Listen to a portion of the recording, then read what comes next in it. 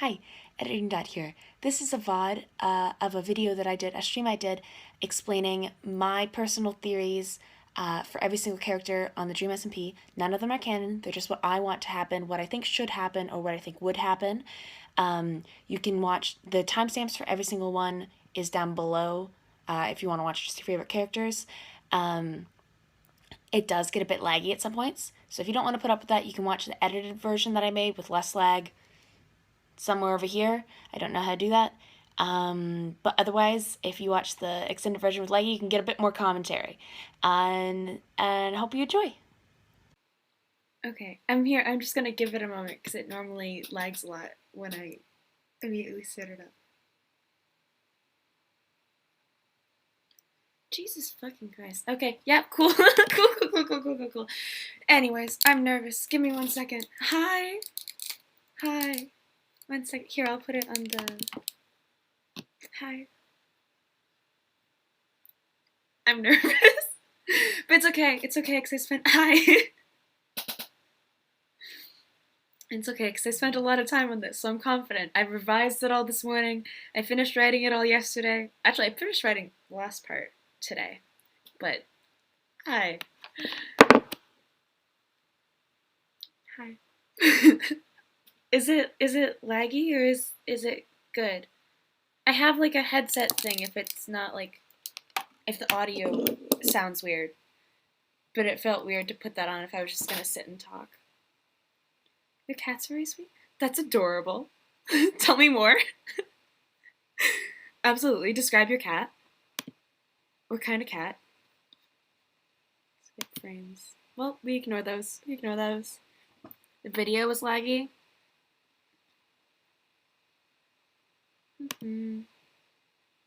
I'll put like that for a second then.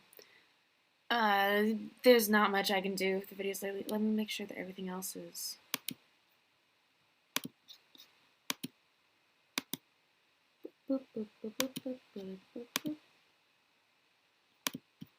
Yeah, I don't have like... She's nuzzling your leg. I don't know what a dilute means, but that's a calico, and calicos are adorable. I don't know enough about cats. Oh, hi. Sorry. Yeah, I don't own a PC, so we're streaming this on a MacBook Air. So I'm excited that you're excited. I'm excited that you're excited. I spent a lot of time on this when I probably should have been doing other things.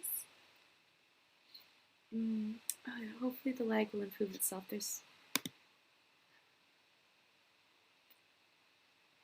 Yeah.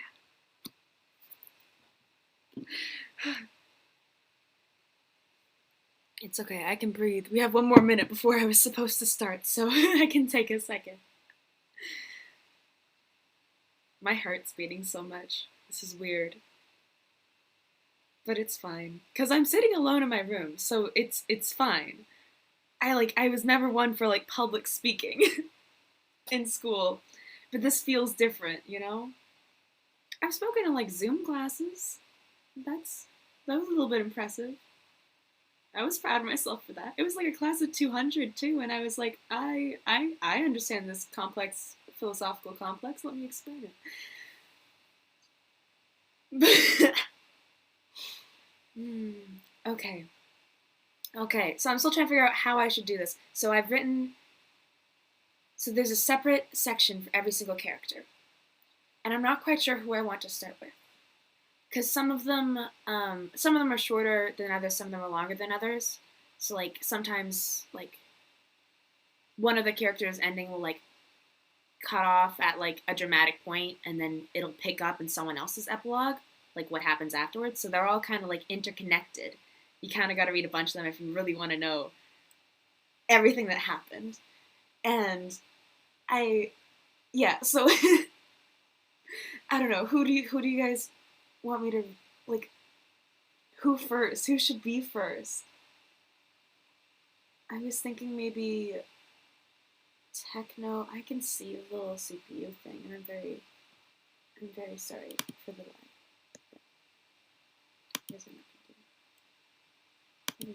Okay, that's the worst. 39% skip frames. At one point, I had like 70. Whoever gets exiled. Okay, let me see what leads up to that one. Because I think that's another one that's like shorter. Oh gosh.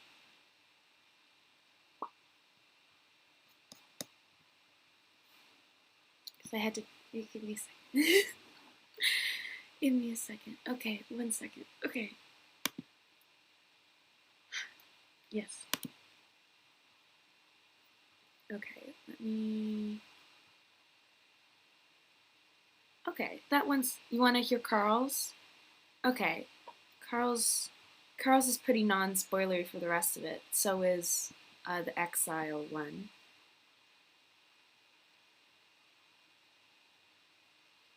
Okay, so. Okay, Goldie said it first, so I guess we'll start with the one who gets exiled. Give me a sec. The chart? I do have the chart here. Okay, we'll look at the chart first. Give me a second. I haven't really updated it recently. That's a good place to start. Thank you. So you should be able to see my screen now, hopefully. I'm gonna do Inception.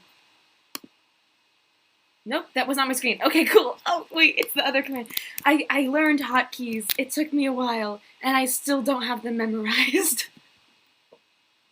There you go. You should be able to see it now. Yep, okay, yep, you can see it. So there's all the characters. I said every single character. I did, like, technically omit a couple, because I wasn't going to write, like, an ending for Mexican Dream. I don't think anything, like, I want to give some of these people, like, really good endings, and I want them to have it. Michael gets a good ending. I mean, I believe he does. A lot of this is, it depends on your perspective. You know?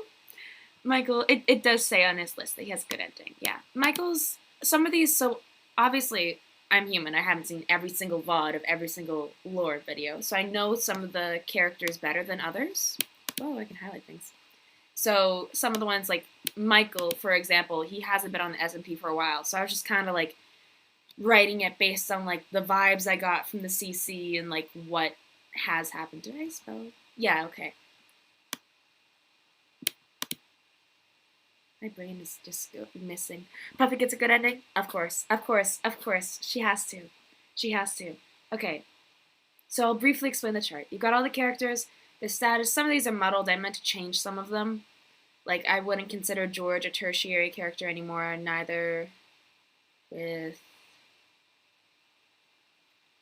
I don't know. I wouldn't consider George a tertiary character anymore. I'd probably switch a couple of them around. But, those. Yeah, I don't want... Okay, so I want... I keep losing my train of thought. But I want all of these to be something that could actually happen. I think some of them are a lot more likely to happen than others. Because some of them are just, like, me, like... Because we all know, like, the CCs that they... Some of them take lore more seriously than others. So I feel like some of the people's endings aren't going to be, like, serious at all. They're just going to be, like, a little shit post. And that's fine. But yeah. That. Okay. So the status, their alignment, which is just all my personal opinion. I was just using it to try to, like, rationalize what they would do. What, like, most people think of them. Lives remaining, a couple people, like BadBoyHalo, his lives complicated. Same with Jack, Tommy, and Wilbur, because they're kind of dead. I think Michael and Techno have similar motives. Yeah, I see that. Didn't he? I'm pretty sure I didn't see the VOD, but I was looking at the wiki when I was writing all of these, and he was like swearing to break Dream out of prison or something. Oh, and I finished all this. Like, I don't know why. I just never updated the chart for all my drafts and revised. Finished. And the endings. Okay.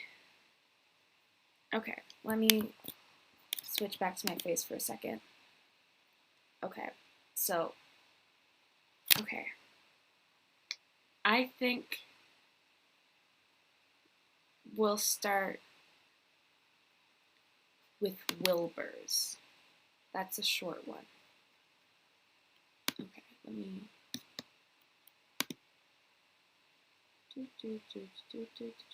Move everything around so you can only see his. Oh gosh, no, stop.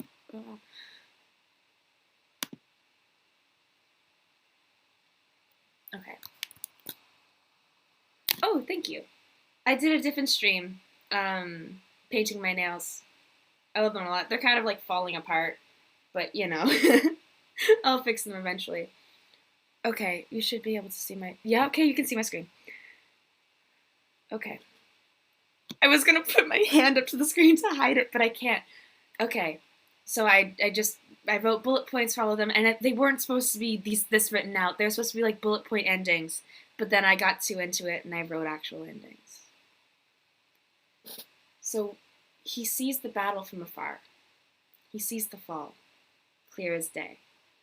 Wilbur surprises himself when he sheds a tear. Not grief for what was, but remorse for now what would never be, for what would never now be, for what would now never be. He turns his back towards the burning city and walks into the woods. Wilbur builds himself a small cottage. He sends letters in the backs of parrots to Tommy, Philza, Fundy, and Nicky. Philza is the only one who has ever replied. He doesn't know if the others have ever even read his letters, but none of them have ever asked him to stop, so he keeps writing. So that's a little short one. That I was being dramatic when I said exile. That is exile. Wilbur voluntarily puts himself into exile. After the battle and the fall.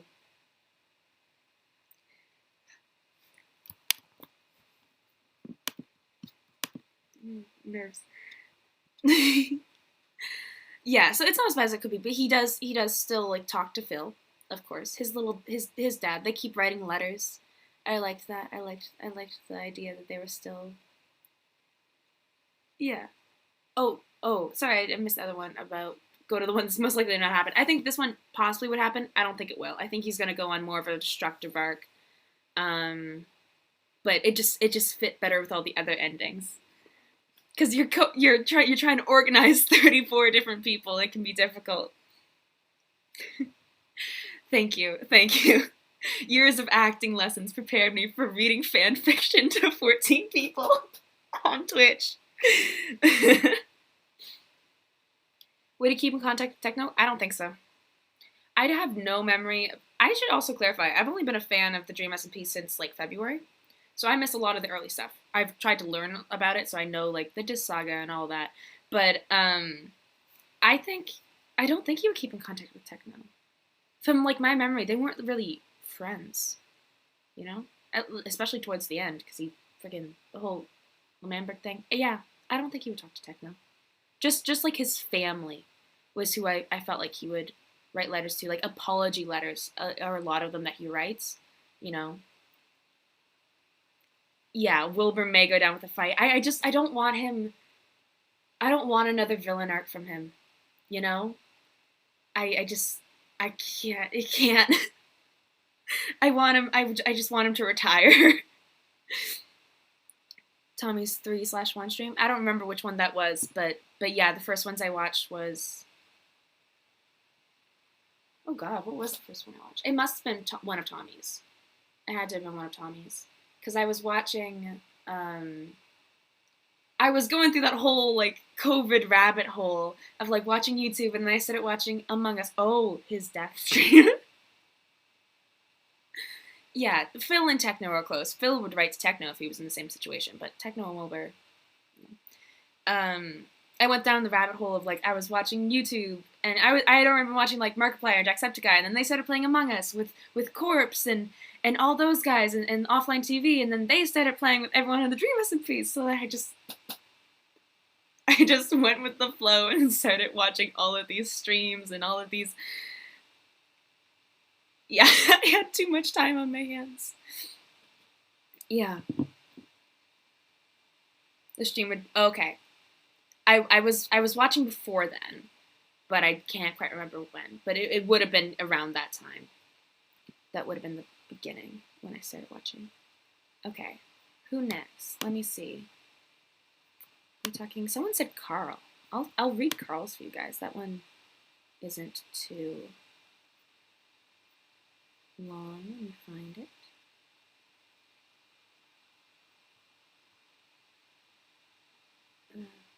Okay. I hope you guys can still see it. Oh, hi. Thank you. I get distracted. Okay, hi. Thank you. Hi. Hi. Oh, hi. Too awkward. Hello. Hi. Nice to meet you. I'm reading fan fiction on the internet. This is Karl's ending. So, okay. The real in-between was strange. Everything was so still. None of the chirps or crickets from before. The silence isn't off-putting, however. It feels quite serene. He walks around. There are no other Karls here. He's all alone. In the entryway, there's another book. It explains everything. He knows what has to be done. He wakes up in a field. The flowers smell so beautiful. In the distance, he can see two individuals. The one with the headband is laughing at something the boy with glasses said. Karl stands up to go introduce himself.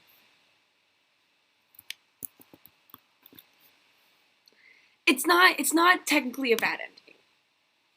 It gets better. It gets better, but I just felt like all the stuff that he does with his memory, he has to at some point completely lose his memory. So that's what that is. He gets wiped clean. He gets wiped clean. And then you see, I mean, maybe I'll read Sapnap's next, because it like continue. That's one of the ones where like I ended the segment for Karl, but he's still in like Sapnap's and George for like the aftermath. But, so dramatic. I don't. Hi.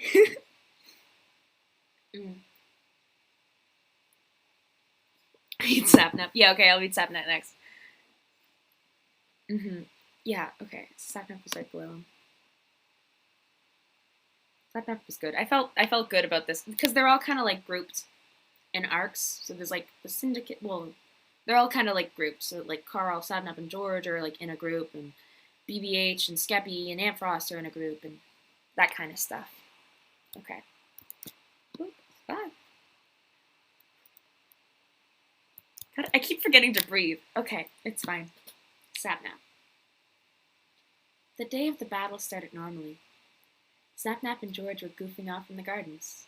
Karl had asked them to guard the library while he went off to do whatever Karl does. He comes back around midday. Sapnap goes to tell him about a joke George had made moments earlier when Karl begins to speak. He introduces himself and offers a hand to shake. Sapnap begins to tremble. George walks over, sensing the tension.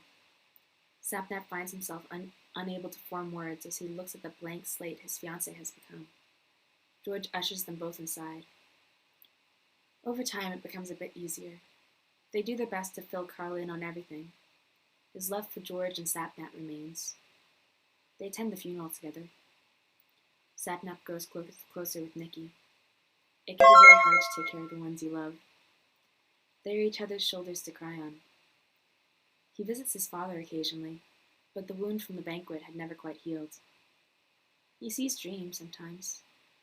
Sometimes with Karl and George, other times alone. Most of the time he remains in Kanoko Kingdom with his husbands. Some days are worse than others, but they get through it together. Thank you for the follow. I didn't want to stop to say it when funeral. I said what I said. I said what I said. Thank you for the follow. Yeah. There was another thing in there that maybe Igagi next. I'm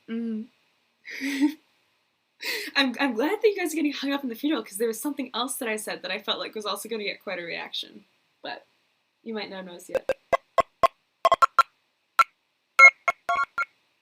Thank you for the follow. It's coming through all distorted, so I'm feeling like I'm very laggy right now. Give me a second. Let me. I can at least turn off this. I have two applications running, OBS and my thing. Oh, hi. Oh god, there's more people here now. Hi, thank you. I might have to turn off the alert sounds because they're coming through all laggy, which is a bit annoying. But thank you, it's very sweet. Okay. Who died? Who opens Dream? Okay, I think we're gonna do Goggy next. Goldie asked for Goggy next. Dream. I mean, I don't know. Dream's husbands? I mean, I didn't write that. Where did I? Oops. 1 second. I accidentally closed the thing. Okay. Whoop.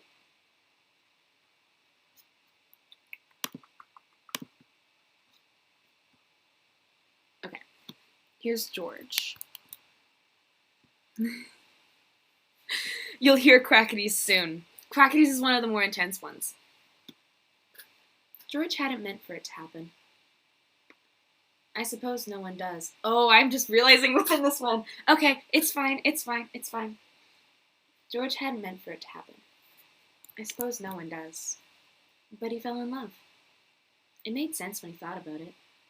His love for them had always been greater than friendship. One cold night after the funeral, he crawled into Karl and Sapnap's bed. He said it was because of a dream. That was a lie.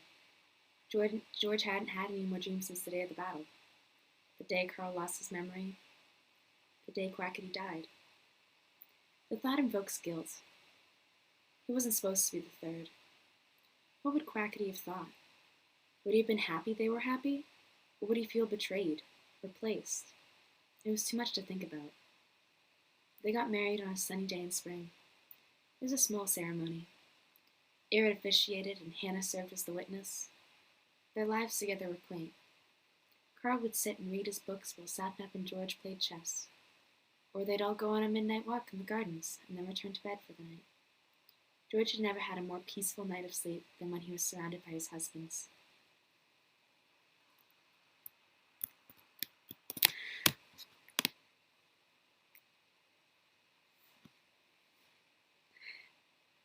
Yeah, I didn't want to get rid of the I didn't want to get rid of the polyamory aspect, Goldsy.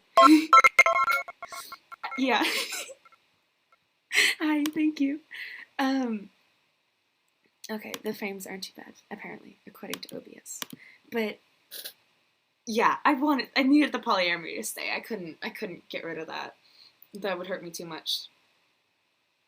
I was thinking of writing an alternate ending for Quackity because I knew that people wouldn't like it, but I feel like it had to happen. I think we should read Quackity's next, probably. Yeah, since we kind of know the ending. I forgot that one was said. Because in a lot of the other ones, I just wrote, like, funeral, and I avoided saying his name. Let me find Quackity's. No, that's not. Nope. Oh, okay. Okay. Quackity. Quackity's is also pretty short.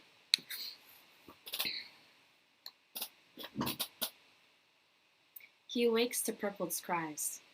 They are here. Quackity grabs his gear. He didn't think they would act this quickly. He rushes to the street. The Syndicate is waiting for him. Technoblade is waiting for him. Quackity rushes him. This time he would prove himself. This time he would win. He makes the first move. Techno dodges. They trade swings, but Quackity's passion was no match for Technoblade's technique. Blood drips down his face and into his eyes. He crumbles. He awakes within the Space Needle, but instead of heading down the stairs, he heads to the balconies. He views the country that was his child, demolished and burning. Fundy, foolish, purpled, and slime are doing their best to defend his dream, but they are fighting a losing battle. Quackity looks to the sky. It's lovely outside. The sun has just begun to rise on a new day. He takes a step forward and falls, leaving his wings firmly tucked behind his back.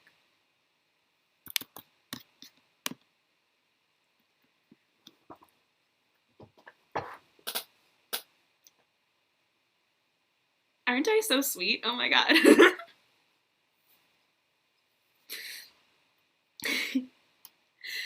That was just the ending that I had to write. I'm sorry, because So, I mean, I assume most of you are here from TikTok. It was like my best performing TikTok ever about someone was going to jump from the Space Needle, and I said that it was going to be Quackity. So I needed to include that.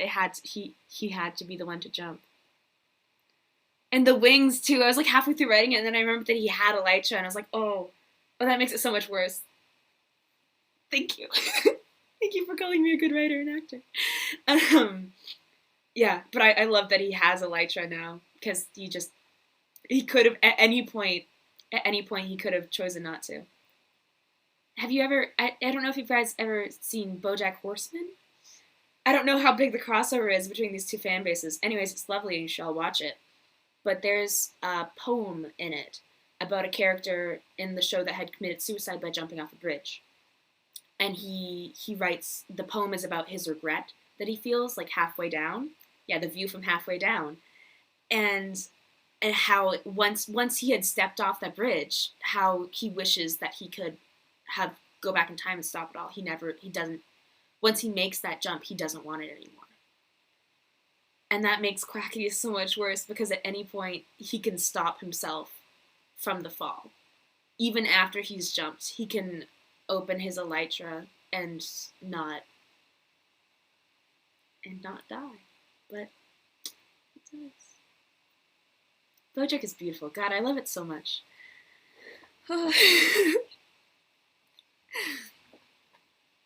Okay. Who next? I feel like, maybe someone else from Last Nevadas. Purpled or Fundy? Thoughts? I'm gonna take a second. I'm gonna lose my voice today just from talking to you guys.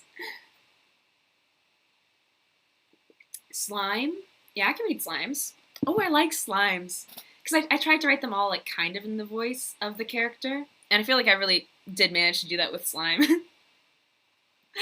Oh god, I love Charlie so much. Okay, wait, what did I even put in the chart for slime ending? I think I gave him a good ending.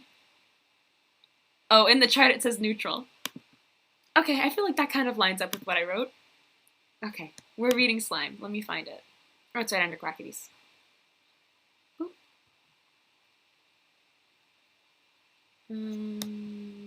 Boop. Boop.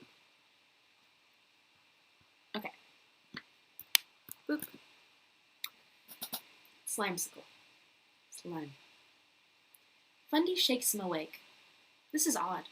The others do not like to touch his morning goop. There are loud bangs coming from outside. Purpled is frantically putting on armor. Quackity hands Slime the diamond sword. They rush out. Slime follows tentatively. The sword feels strange in his hands. He learns quickly not to hold the sharp part. Outside is chaos. He stands completely still. Fighting was quite different up close. The spell was broken when an axe landed deep in Fundy's neck. Slime had never seen death up close either. A sword slices Purpled. Another cuts Quackity. All that's left is foolish. The 23-foot titan turns to Slime and orders him to run. He follows the instructions as lightning rains down behind him. He spends some time as part of the sand, but quickly becomes bored. Sand isn't as fun as people. Slowly he begins to creep closer. He sees the ruins of Las Nevadas. He keeps moving. Finally, he finds what he was looking for. A fox and a purple. He rushes to engulf them, but something seems off. They are wearing suits next to a large hole in the ground. It's not a normal hole, though. There seems to be something in it. Slime advances, ignoring the strange stares from other individuals dressed in black. He looks in the hole. Fundy and Purple each place a hand on his shoulder. A strange sensation overcomes Slime. His optical orbs increase in moisture. For the first time in his life, Slime cries.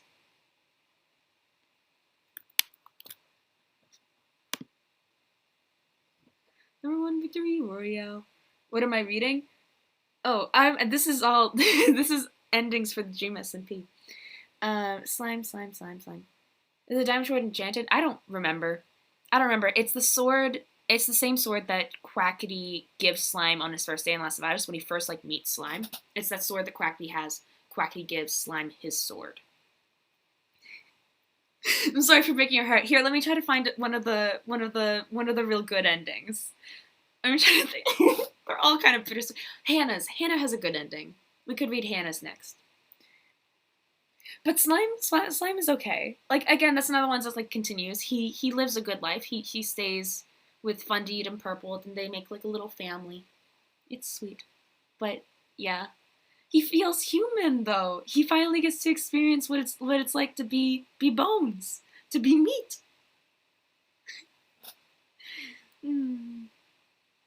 Read something else. I mean, I'm gonna read more of this. Hannah deserves it. Yeah, I liked Hannah's. It was cool.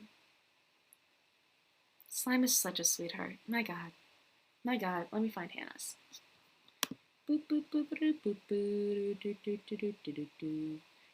Oh God, you got that stuck in my head now. No, I can't. I've got to. No. Oh, there's Hannah's. Okay. Bench Trio? Maybe we'll do Bench Trio next, because they all kind of intertwine. I'd like to read those all at once. I know the paragraphs are angsty. I have not read Mein Kampf, and I do not want to. This is Hannah's ending. That is not what, yeah. The ending of Mein Kampf? Oh, thank you for the follow. God, I can't wait till I get a PC and then I can actually do streams that aren't lagging every 5 seconds. But thank you. Yeah, okay, so here's Hannah. Ah, there you go. Okay. After the banquet, she runs. As soon as her mind returns, as soon as her body becomes hers again, she flees. The others do nothing to stop her. Perhaps their faith in the egg has dwindled. Her body is weak. She hasn't been in nature for so long, but she pushes herself, escaping to the woods. She collapses at the foot of a tree. Using what strength she has left, she cocoons herself in the roots. When she awakes, she is stronger. The voices that had dominated her body and her mind for the past few months had been erased. The sweet sounds of nature's grew louder, and she followed them to a beautiful meadow. Hannah laid down, and a man in a color-block hoodie approached her. He brought her to the main grounds of Kinoko Kingdom and introduced her to his husbands. She expressed her love of flowers to them, and they offered her residence within the nation in return for her services as a gardener. Hannah gladly accepts. She grows close with the trio. They reintroduce her to Puffy and Nikki. She brings them a bouquet as an apology and as a neighborly gift. It takes some time, but they learn to trust her again. She offers them the meticulously groomed Kinoko Gardens as a venue for their nuptials. Over time, she meets others on the server, some new, some old. Everyone asks for her to tend their gardens. She always accepts. See, that one's not so bad, right? Hi. Yeah, that one's not so bad. Hi, little bee boy. That's a fun name. Yeah. Great. Yeah, Hannah does join Kinoko Kingdom. It's honestly like that's like my favorite trope. It's just like the 3 gay men just sort of like take her in, you know?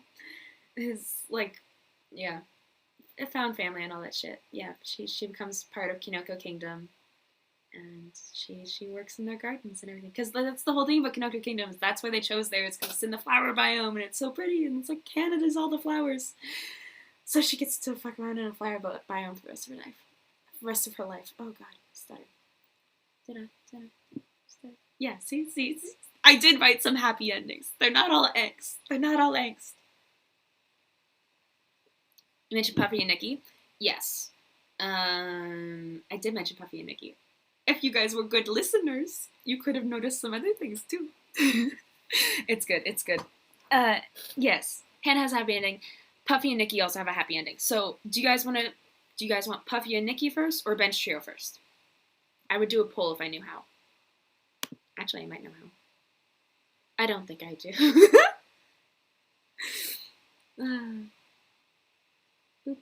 But yeah, Puffy or Nikki or Bench Trio first.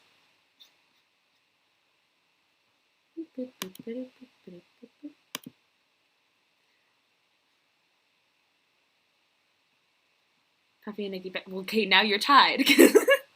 Bench Trio. 2 votes for Bench Trio. 3 for Bench Trio. 2 for Puffy and Nikki. Bench Trio, Bench Trio. I think Bench Trio is gonna win. Okay, so there's like an order that we're gonna read these in, because again, some reveal more than others, and Bench Trio easily has the longest ones. Tommy, not so much, but Ranboo and Tubbo have the longest ones that I've written. They're like a full page.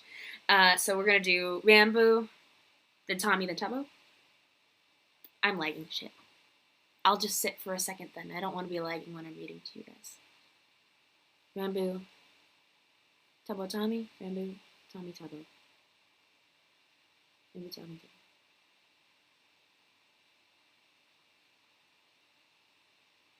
I'm trying to optimize the reading so that it's for maximum suspense.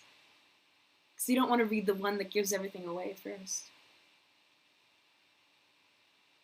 Ranboo has to be read first anyways. Am I still lagging? Have I been lagging this whole time? Because that'll be really annoying.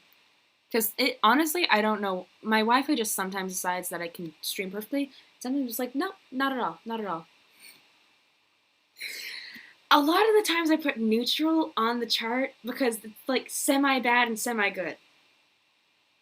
Like they got some bad stuff and then they get some good stuff, you know? You're not liking? Fantastic. I'll read then. But you know, it's a mixed bag. Okay. Boop. Okay. God. Oh yeah, and Ranboo's in Syndicate too. The morning of the last Nevada's battle, Ranboo wakes up in his home in Snowchester with Tubbo beside him. He lays there for a moment, looking at his sleeping husband. He gets out of bed as softly as possible so as not to wake him, but he drops his crown and it clatters on the floor. Tubbo awakes and questions him. What was he doing up at this hour? Ranboo says it's nothing, and Tubbo goes back to sleep. On his way out of the mansion, he stops by Michael's room and looks in at his son sleeping peacefully. His eyes begin to water and his face burns. He turns away. He meets the syndicate at Phil's house. Phil tells them the plan Techno had put in his will, and the three head towards the prison. Nikki goes in first and slays Sam. Phil swipes the key cards and lets them in. No words are uttered as they advance towards Dream's cell and send over the bridge. Phil hands Techno his things, and they head back the way they came. As they approach the vault doors, Dream stumbles. His muscles were weak from disuse, and he accidentally pushes a button on the wall. Lights flash, sirens scream, and emergency measures are activated. Ranboo blacks out and finds himself on the other side of the vault door seconds later. He keeps running. At the entrance to the prison, they see Sam and prepare for a fight. Sam seems distraught. He drops his sword and runs. The syndicate advances towards Las Nevadas. There's no time to lose. Ranboo takes them through the fortress that his husband had built and towards the city. Ranboo, Nikki, Technoblade, and Phil face off against Purpled, Fundy, Quackity, Slime, and Foolish. Ranboo lunged towards Fundy, praying that Tubbo and Michael were still safe in their beds, and cuts him down. As Nevadians fall, lightning is called from the sky, separating the two factions. Once it clears, Foolish is the only one left. Ranboo looks into his emerald eyes. They had been colleagues, friends even. But he knew where Ranboo's family lived, and now he worked for the other side. Ranboo closes his eyes and readies the axe of Ender when he hears a sound. He opens them to see Quackity lying lifeless on the ground. Techno gives a slight bow of his head and walks away. Ranboo follows. He returns to Snowchester after dark. Tubbo sat waiting for him in the foyer. He had noticed that Ranboo's weapons were missing from the armory. A shouting match ensues. Ranboo turns and walks back out the door. He walks down to the frozen beach and wades into the waters. Everything is hazy for a while. He remembers visiting the prison, the ruins of Las Nevadas, before being enveloped by the woods. Time passes differently in the woods. It's strange. Sometimes he's himself, sometimes he's other. The woman in the woods is very nice, though. She promised to help, but said that it was hard. Eventually he wakes up. He's back in the Snowchester Ocean. It doesn't burn, it just kind of tingles. He sees two figures walking on the beach, a short man with horns and a child with tusks. After a year, he is reunited with his family.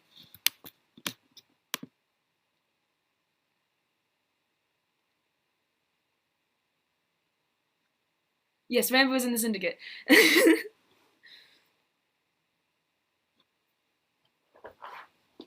Don't know what you're saying, but we'll ignore it. Yes, the Syndicate goes to Las Nevadas and they blow shit up.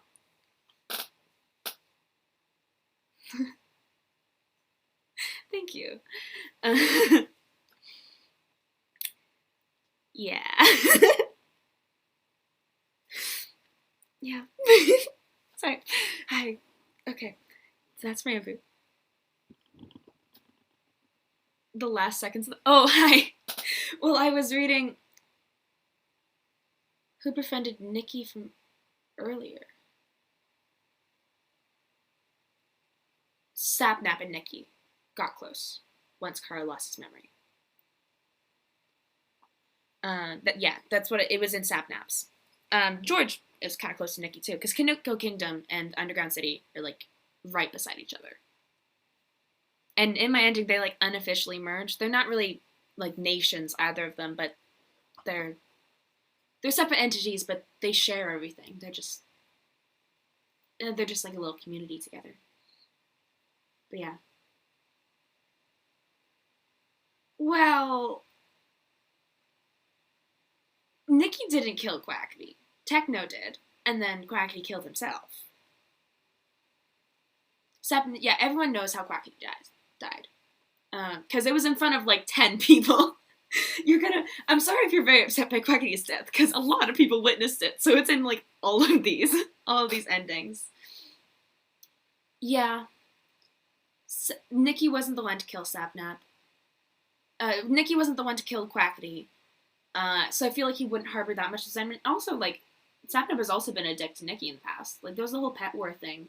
Again, I wasn't there for it, but I've read about it. I've read the historic texts about it. And, yeah. It's not really... Yeah, I don't think he would blame Nikki that much. I don't think he would. Plus, like, also, Sapnap, like, chills out a lot after, like, the pet war. Sapnap, I find that... I wrote that in my brain. Sapnap chills out a lot after like he marries George and Karl. Everyone like calms down a lot after this. There's not a lot more drama that happens after this, like the 1 year over the epilogues take place. I was gonna write like a lovely little time. Don't remember what it's called. A timeline. All the epilogues take place over a year. So that's it. Yeah, and I wrote in forgiveness for some of them, but I just forgot to mention it in that one. Tommy or Tubbo next. I think they're pretty equal. I mean, I like Tubbo's more personally, so maybe we'll do Tubbo's. It's more dramatic. Oop. Tubbo? Okay, we're doing Tubbo. Well, not, but...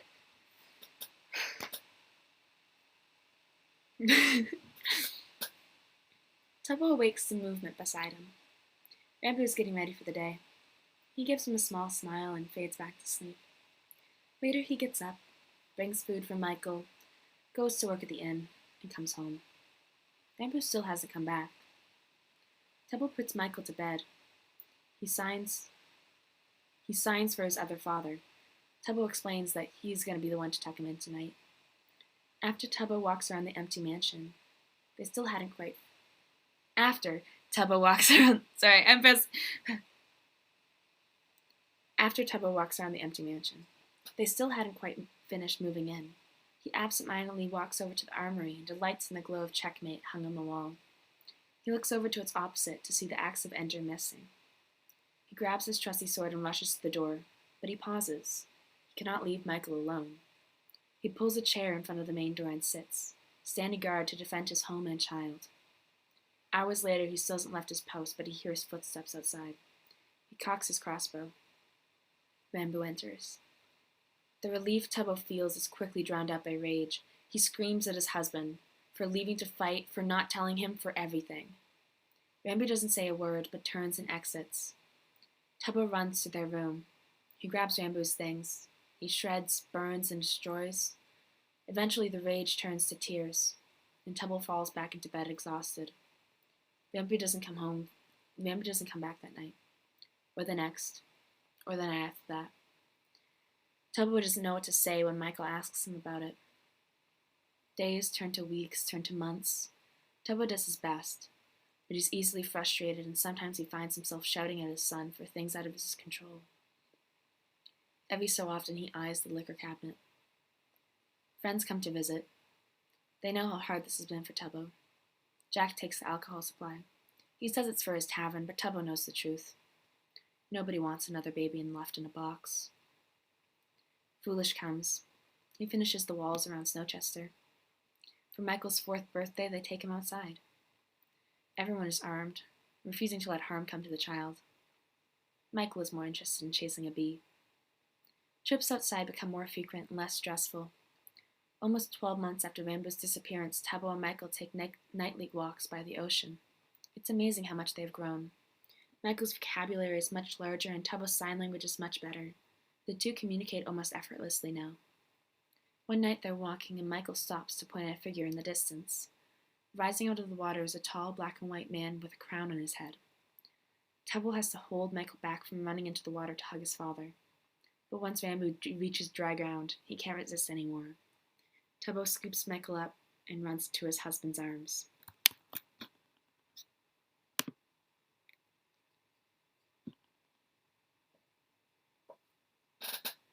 I had to, okay.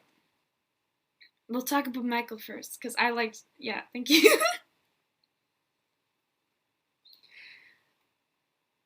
Certain amount of angst. Anyway, I ascribe to the headcanon that Tubbo is GeorgeSchlatt's son, and GeorgeSchlatt abandoned Tubbo when he was young, and it is canon that Phil found Tubbo in a box.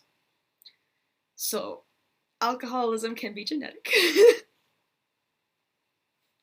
So, yeah, but he doesn't. His friends help him, they save him. And good Michael ending, exactly.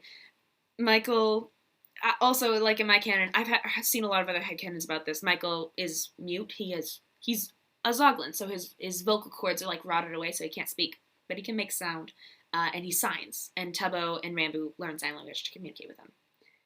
Yeah, Dad GeorgeSchlatt. Yeah, no one wants another baby left in a box. I felt very proud when I wrote that one. Yep, that's reference to GeorgeSchlatt. Yep.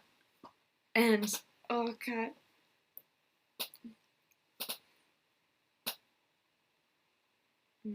The good thing is Michael was young. He would have been 3 to 4 when Ranboo left. So when he grows older, he won't remember it.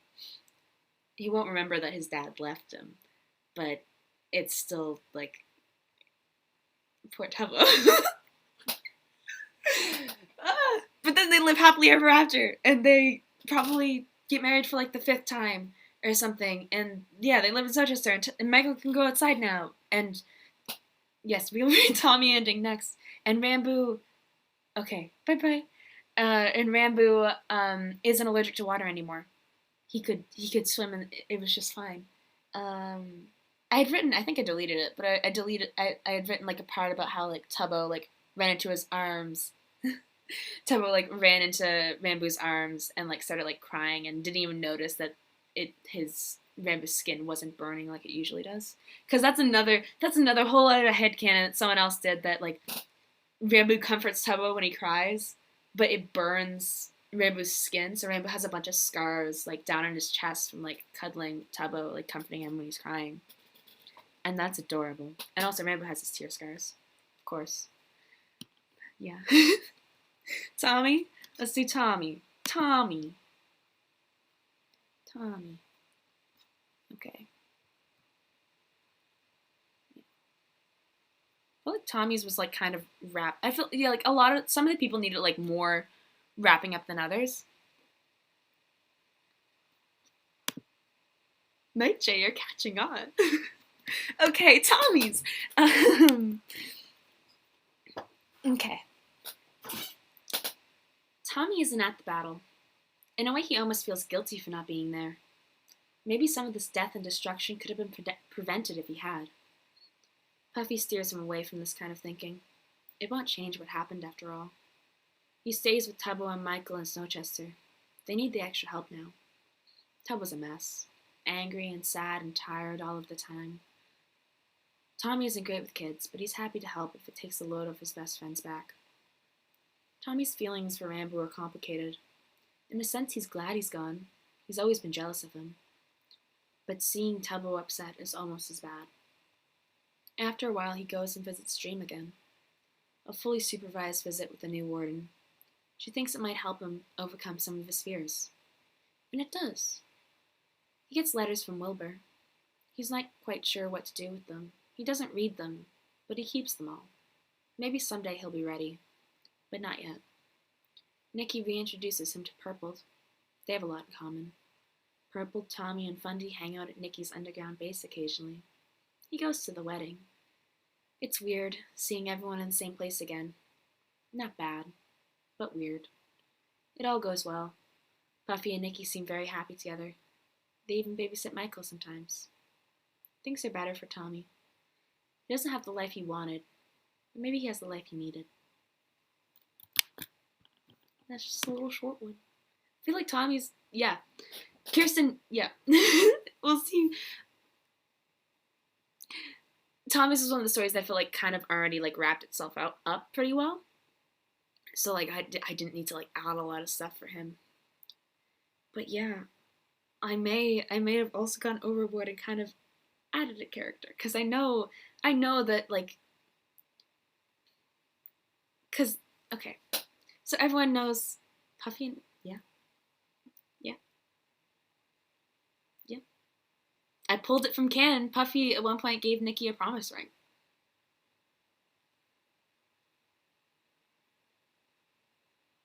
And I love the trope of gay people just, like, have, like, a gay fit, like, this two, like, gay, of, like, just gay people taking in abandoned youths. And that's what they do. That's what Karl and George and Sapnap do for Hannah. That's what Puffy and Nikki do for others, and it's adorable. It's, like, one of my favorite tropes. But yeah, I wrote an ending for Kristen, too. She's canon in this world. In my world, she's there. She's her ending will read last, because hers is the most important. To, like, rounding out the... She ties up a lot of loose ends. Kirsten. I didn't say Dream was out of prison. I said Sapnap saw Dream.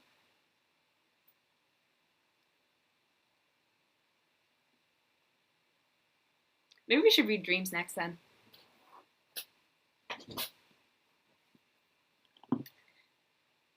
Secrets. Kristen has an ending. She's canon. I've made her a person. Kristen has an ending. It has to be way at the end, though.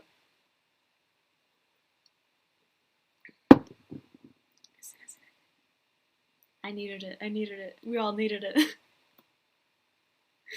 Because a lot of people consider her part of the SMP. Because, like, as the goddess of death, she's not the goddess of death. Goddess of something, maybe. I'm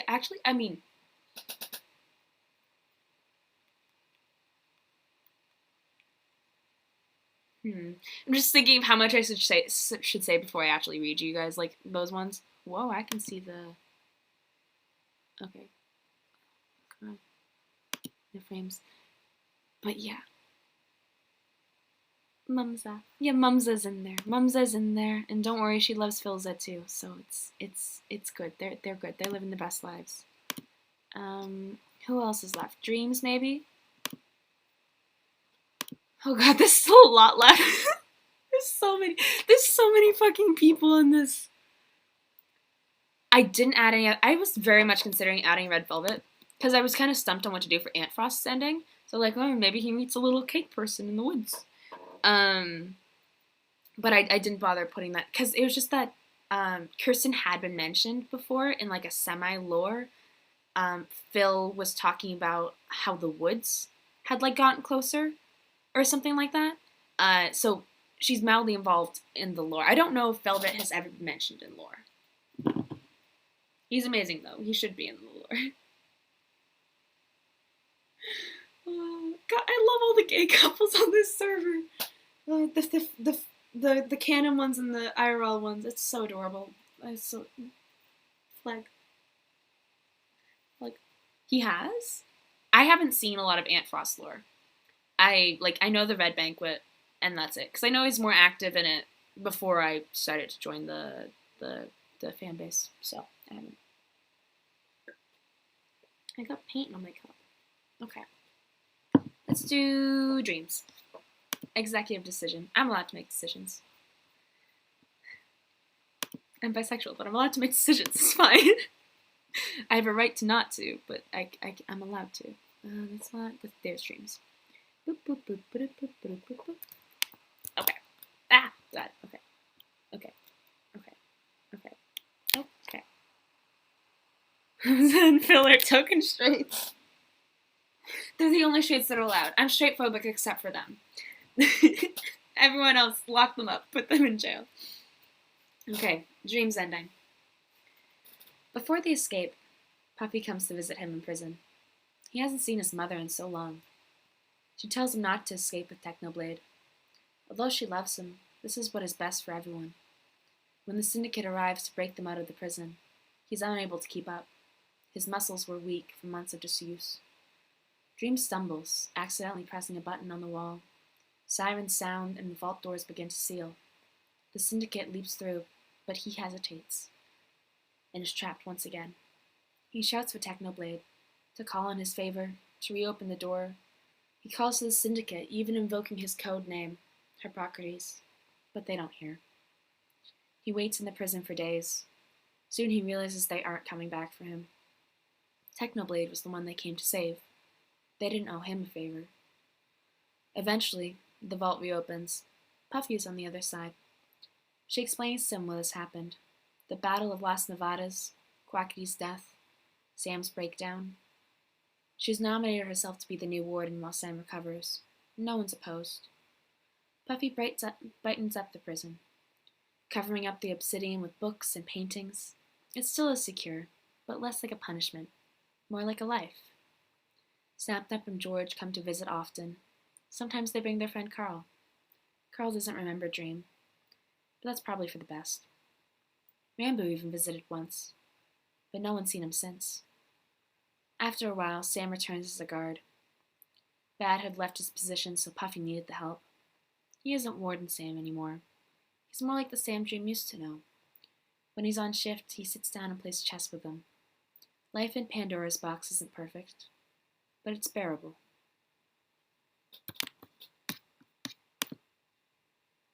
Papa Puffy, Papa Puffy. Oh, so was Antfrost, okay, because I would have loved if Antfrost had sort of had the same, yes, we can do Puffy next. I would have loved if Antfrost had like sort of the same motivation as like Bad and Skeppy did. Like Bad, in my personal opinion, was like following the egg to like protect Skeppy. And I would have loved if like Antfrost was doing the same thing, like following the egg to protect Red, to protect Velvet. Papa Puffy. Yes, we can do Papa Puffy. Papa Puffy. Let me find Puffy. Puffy. Puffy. Okay. Oh, God. Okay. Kind of like that. Yeah. I mean, I feel like it's justified. He deserves to spend the rest of his life in prison. But, you know, he doesn't deserve to be tortured every day. So, like, you know, neutral. She attends the funeral. They hadn't been close, but it felt important that she was there. Puffy begins to offer grief counseling alongside her general therapy practice. Not many come. Tommy comes in for his weekly counseling session. He's been doing well. A lot of times he just needs someone to talk to. Puffy says goodbye to Tommy and waves him out the door when she hears a large crash. She races to the back room of her office to find Sam. He was bleeding, having just crashed through her window. He seemed to be mumbling at someone that wasn't there. Her mind immediately goes to the prison. If Sam was here, was her son still there? But Sam required urgent help. Calmly and carefully, she convinces him to come and stay at her base. She places him in a lovely guest room and locks the door. Puffy heads to the prison, not quite sure what to expect. She finds the keycards strewn about outside and lets herself in. Dream was waiting on the other side of the vault door. He smiles when he sees her. She smiles back. She tells him that Sam isn't feeling well, and that she'll be taking over the prison for the time being. Dream is happy with this idea. She spends the next couple of months making the prison more comfortable and welcoming, and she coaches Sam back to a stable mental state. On her days off, she goes and visits Nikki, who has plenty of responsibilities of her own. Puffy has been teaching her the basics of psychotherapy. After all that's happened, the SMP could use some more therapists. One night, she has dinner at Nikki's underground city while Sam guards the prison. Purple tells her she should move in. There's plenty of room in Nikki's bed, after all. The two blush, but no one is opposed to the idea. They're both very busy, but they can always make time for each other. They get married in Kanoko Kingdom. The flowers serve as a beautiful backdrop. Everyone comes. It's a bit awkward. Not all relationships are fully mended, but it's peaceful. They have a good life together. Puffy. Puffy. Yeah, so I wasn't aware that Antfrost had made Velvet Canon. So maybe when I read his, I'll edit on the spot and we'll add Red Velvet. Aww, Puffy ending. Puffy, yes, Puffy gets a good ending. I couldn't give her a bad ending. She's just a mama bear. Yeah, she's just a sweetheart. She's never done anything wrong. Sure, she's killed people, but has she ever really done anything wrong? I don't think so. Oh, thank you for the follow. I found a little corgi. Oh, that's what I said. I found a little corgi thing. It just makes me happy. Okay, so who's next? It talks about Sam and Puffy, so maybe Sam. Puffy does everything. We could read Nikki's, but I think we should read Purple and Fundy's before we read Nikki's, because they intertwine. I don't know, who else did we not? We didn't read Antfrost. There's so many. God, there's so fucking many. I should be keeping like a checklist of who I've said. Yeah, if she unalived them, that's on them. Sam and Nikki. Okay, maybe we'll do Sam first because it's not that long. Nikki's is long. I think Nikki's is the longest that I wrote because she's just, you gotta like, yeah. Egg boys. Okay, yeah. Egg boys. Sam, Fundy, Purple, Nikki's egg boys. And then there's everyone else. But yeah, we'll do Sam first. Ooh, this is Sam. This is Sam. Boop. Because Nikki's and Sam's, of course.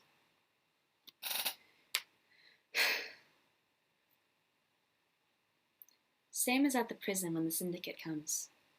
Nikki enters first, the least menacing of the group. Sam underestimates her. He lets his guard down. Nikki immediately incapacitates him and takes a canon life.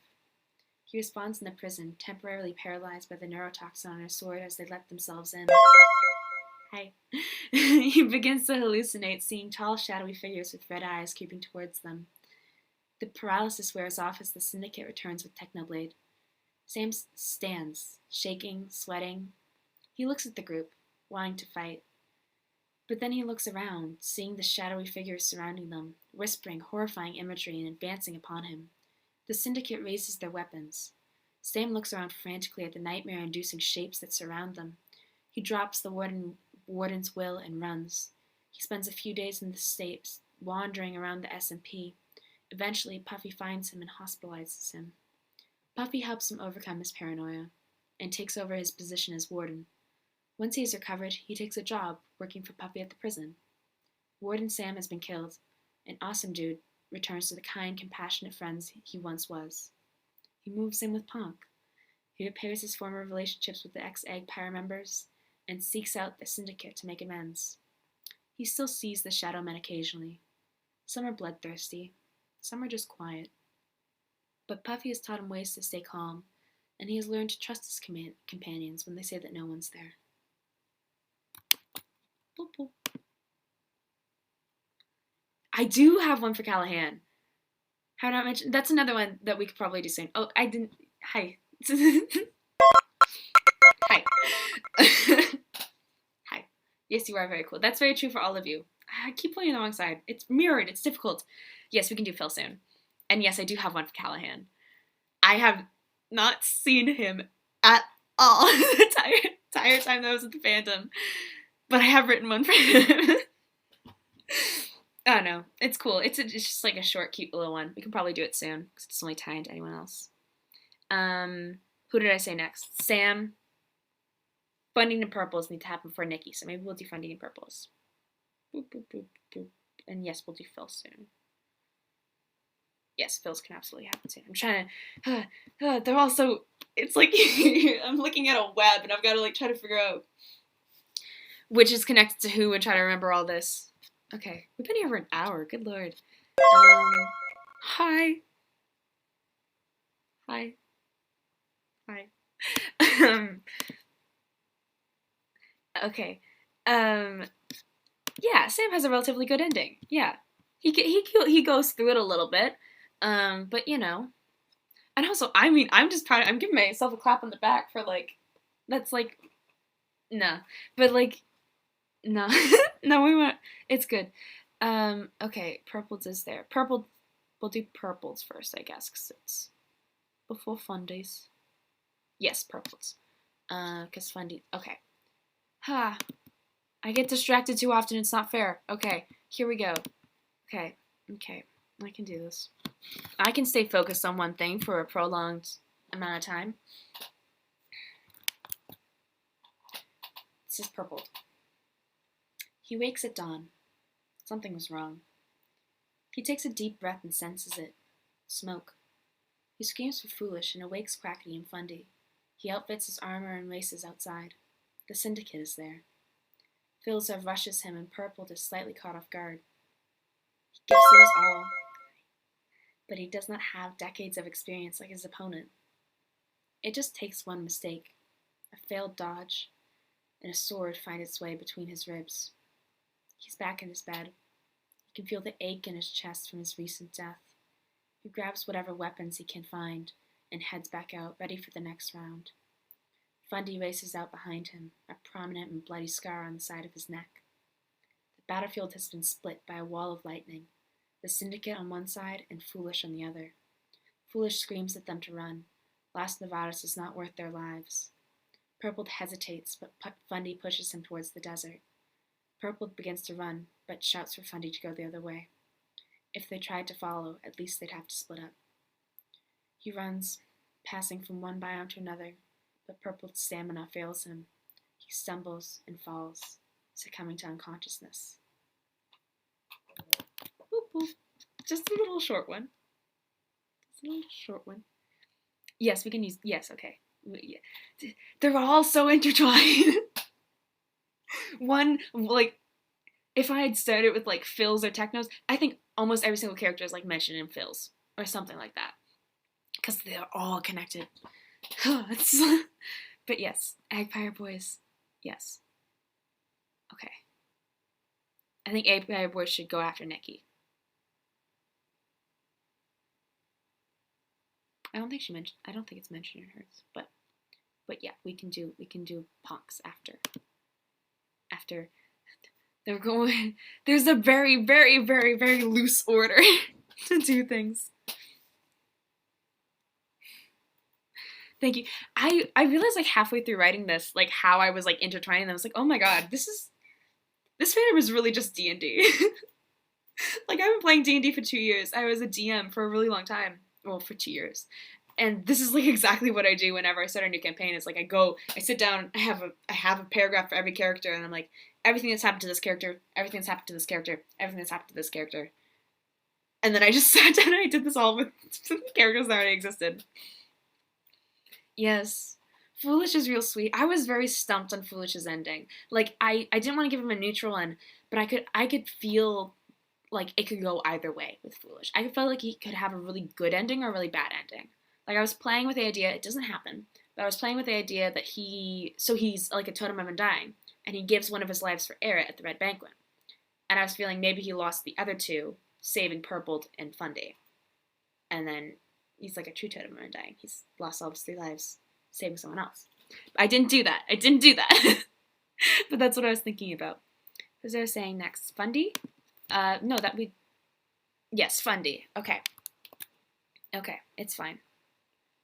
Whoop. Purple shakes him awake. Panic is evident on his face. He hands Fundy a sword and proceeds to put on his own armor. Fundy readies his equipment and runs down to the pavement. The last thing he sees is an eye of Ender as the axe swings towards his neck. I meant to say neck. He's back in his bed. He sees Purpled running out the door and follows. They advance to the front lines, ready to rejoin the fray when a wall of lightning blocks the way. Foolish is kneeling, a look of concentration on his face. He orders them to run. Purpled hesitates, but Fundy can read the look on the god's face. This isn't a fight they were going to win. He forces Purpled to move, and they run from the fight. Purpled suggests they split up so they're harder to follow. So Fundy heads towards the woods alone. He runs for days until he physically cannot. He begins to hallucinate, smelling baking bread and fresh cookies. He sees a figure with pink hair and a cape approach him, a person he had last seen on the battlefield. He wakes up in Nikki's underground city. After a brief coma, she had spent months nursing him back to health alongside Purpled. After he wakes, they hold the funeral. Fundy shows Slime all the nooks and crannies of the expanding underground city. The blob settles down in an unused broom closet. He says smaller rooms can better hold his moisture. Once completely recovered, he spends some time traveling and eventually returns to the underground compound and settles down. After a while, Nikki gives him the letters that Wilbur had been sending her for him. It takes him some time, but eventually he reads them. Wilbur had stayed true to his honesty policy. He apologizes for everything. Being a shitty father, never giving him a chance to grow, always treating him like a child. Fundy doesn't write back, but he reads every letter. They come once a month. It's the most stable relationship he's ever had with his father.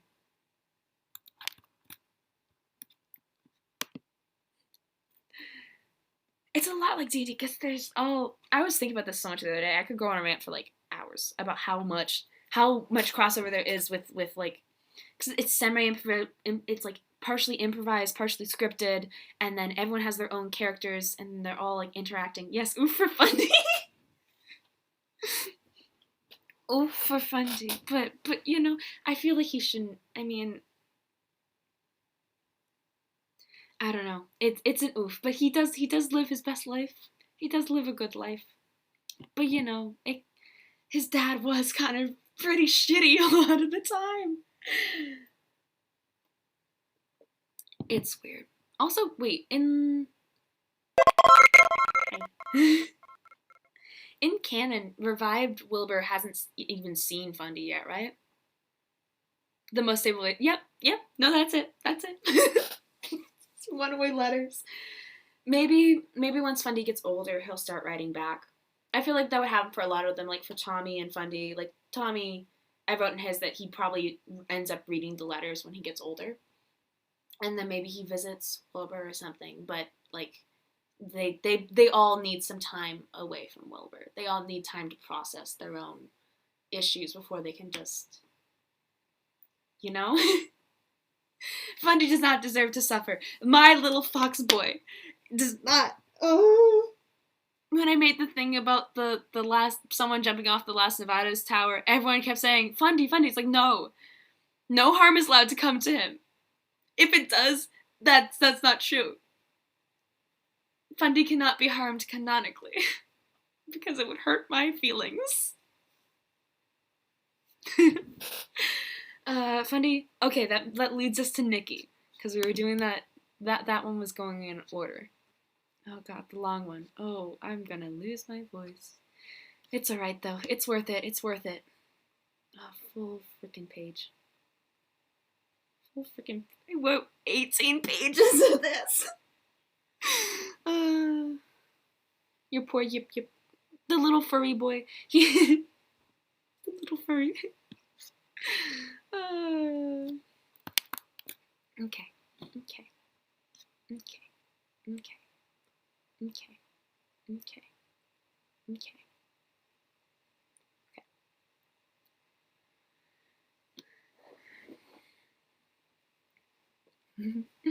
Nothing bad happens to Fundy in my canon.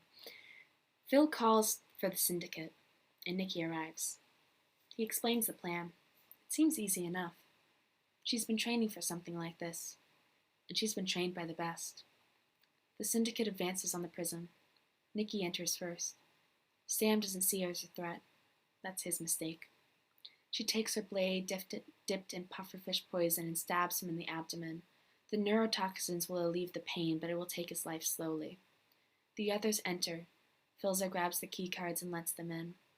Nikki and Ranboo stand guard while Phil lowers the lava and sends over the bridge for Technoblade and Dream. They're on their way out when Dream stumbles and brushes up against the wall, setting off emergency security measures. The vault doors begin to shut. Reflexively, Nikki squeezes through. She does a head count. Everyone's made it but Dream. Nikki keeps going. He wasn't who they came to get anyways. At the entrance to the prison, Sam is waiting for them. The poison had acted quicker than she had planned. Sam seems distraught. He was trembling and sweating. Nikki prepares to best him once again, but he drops his sword and runs. The troops advance towards Las Nevadas. They catch the civilians by surprise. Nikki's target is the 23-foot-tall Titan with glowing green eyes. She gracefully dances around him, making precise, quick jabs to his ankles that bring him to his knees. Through her peripherals, she sees Purpled and Fundy fall, followed soon by Quackity. All of a sudden, the air crackles with electricity, and a torrent of lightning is brought down, forcing her to step back from her foe. She shields her eyes until the thunder stops. She opens them to silence. On the ground is Quackity.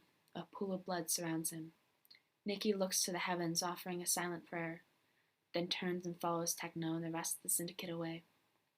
Nikki takes the long way back, walking through the meadows officially owned by Kaneko Kingdom. It's there she sees a figure, bloody and camouflaged amongst the irises. She awakes the young man. He's immediately calmed by her presence, but then becomes agitated as he remembers the recent events. Nikki calms Purpled and explains what had happened. She helps him to her base and puts him to bed. He sleeps for 3 days, but when he awakes, he wakes screaming. Nikki rushes to him. He asks for Fundy. Nikki is confused. Fundy isn't there. Purpled keeps shouting for him, saying that they shouldn't have split up, that he's sorry. Nikki leaves Purple in care of Sapnap and George and heads out to look for Fundy. She finds the Foxman in the nearby woods, dehydrated and malnutritions. He takes the room next to Purpled, but Purpled has Sapnap put an extra bed in Fundy's room so he could stay with him. It takes a few months, but he recovers. Nikki has plenty to do to fill her time. She helps Purpled move in. She trains with Phil and Techno, helps George and Sapnap with Carl. She picks up some hobbies, learning sign language from Callahan, reading Kanoko's library. Puffy teaches her about counseling. The SMP needs some more therapists. Every so often she gets letters from Wilbur. Sometimes she reads them. Sometimes she burns them before she can be tempted. She doesn't write back. She has nothing to say to him anymore. Kinoko Kingdom unofficially merges with Nikki's underground city. Puffy comes over more and more until Fundy and Purple convince her to move in. The routine is nice after so much chaos.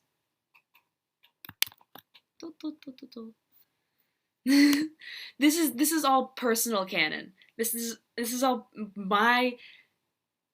what I'm saying should happen. Yes, we can do Callahan next. I forgot that it was mentioned in Nikki's. We can do Callahan next. It's a very short, sweet one.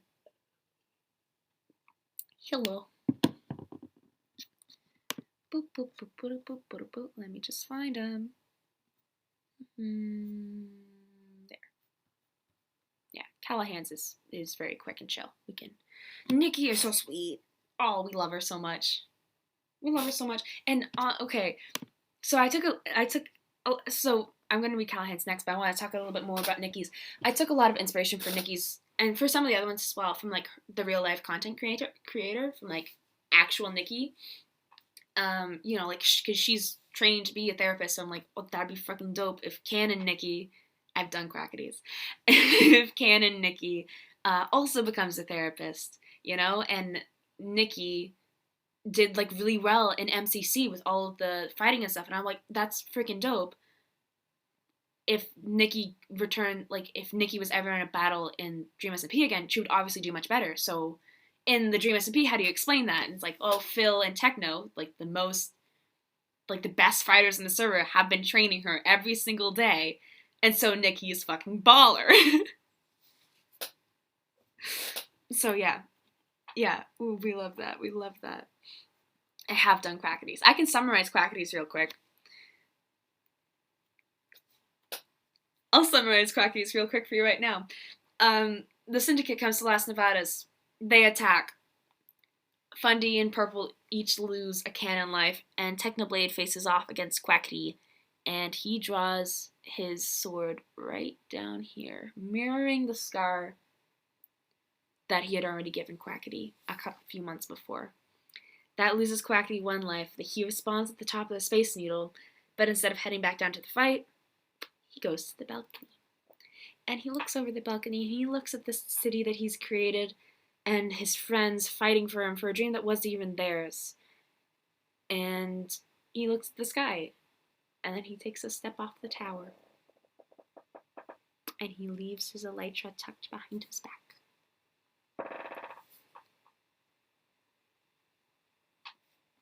Okay, Callahan's! Yay!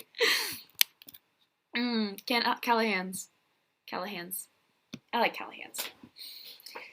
Callahan never really socialized with a lot of the people on the server. He liked to keep to himself. He likes to visit Dream. They play games together. Dream tells him about a kid on the server who also doesn't speak. Something about his vocal cords being rotten flesh. Callahan heads to Snowchester and offers to teach Tubbo and Michael sign language. He loved seeing the joy on Michael's face when he finally found a way to communicate. Callahan grows fond of the kid and offers to become his teacher. Tubbo agrees. He needs some rest. Callahan, with the aid of Foolish, builds himself a lovely little cottage in Snowchester and lives there happily for the rest of his days.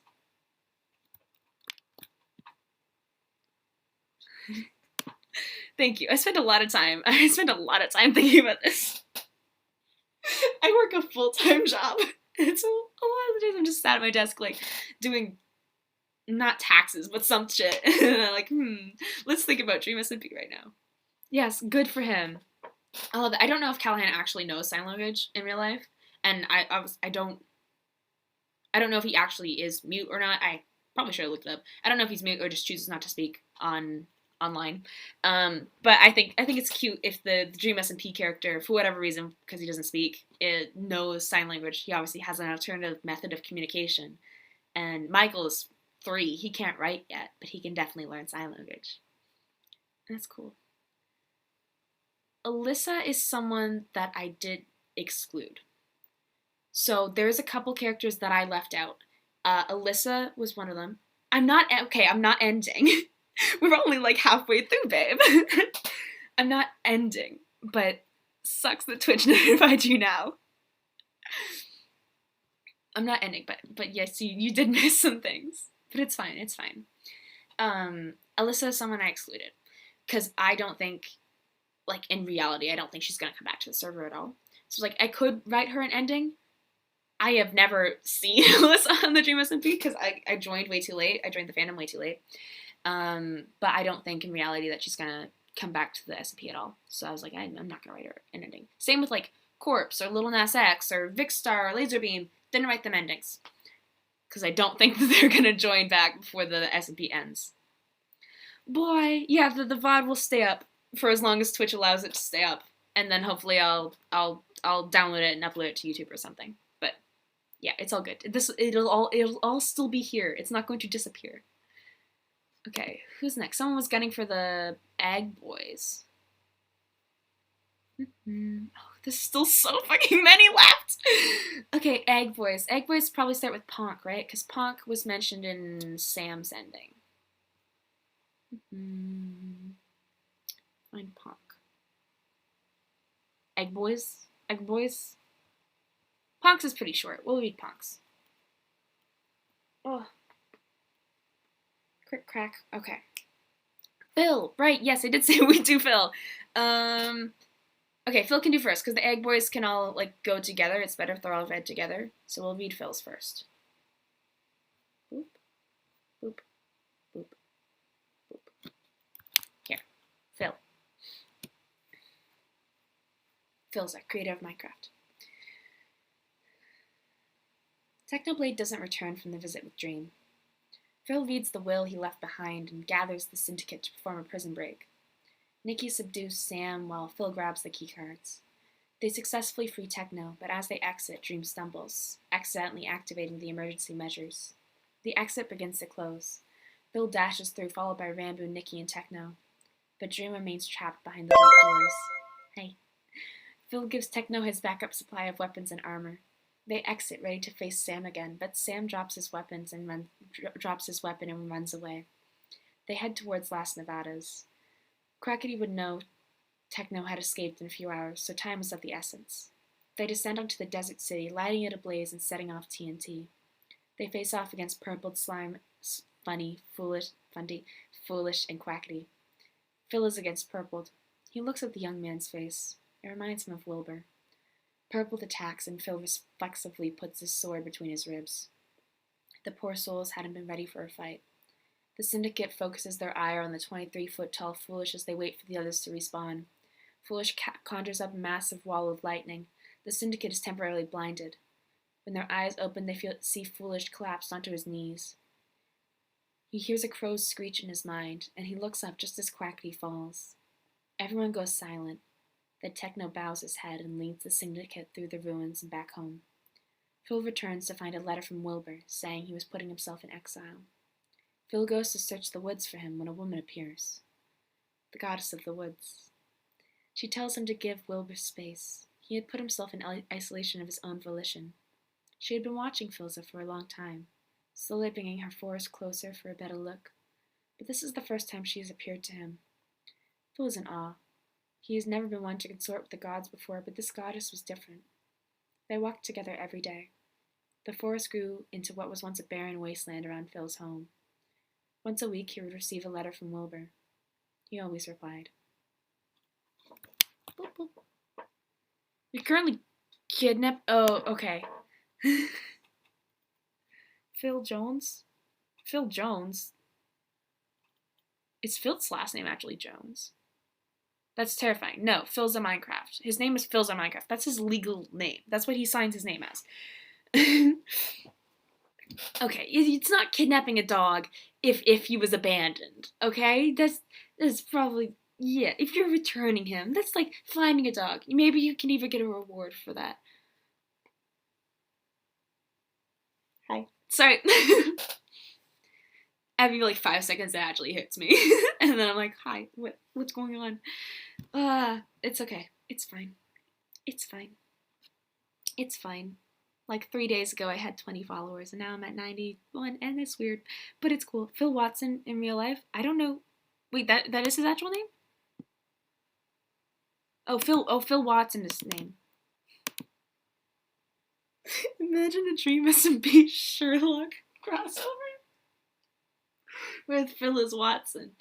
I've never seen Sherlock, but that's the only thing I think of with Watson. Why is Phil Watson? Yeah, I don't know. Is Phil Jones the guy that's like Turn the Frickin' Frogs guy? I don't remember. I promised Egg Boys for like the last half hour. Oh shit. I'm gonna be quiet.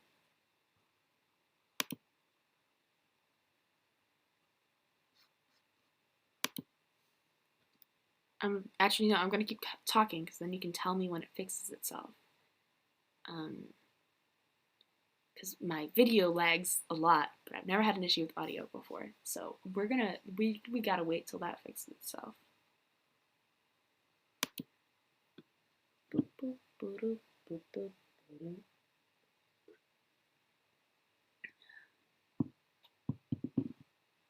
This audio lag is way more annoying.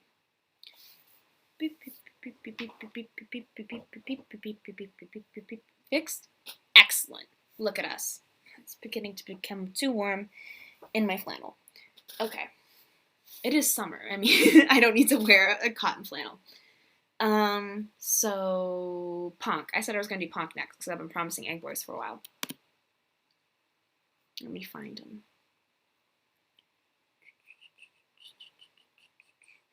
Ponk. Yeah, there we go, Ponk. The Egg Boys have a lot of short endings, so that it should be fine. Wow. Okay, Ponk. After Sam's mental break, Ponk takes some time for himself. He spends a month alone in the woods, ruminating on everything. He knows his relationship with Sam hasn't always been perfect, but maybe it could be better. Once Sam is released, Ponk asks him if he'd like to move in together. They build a nice home, not too far from Bad and Skeppy's.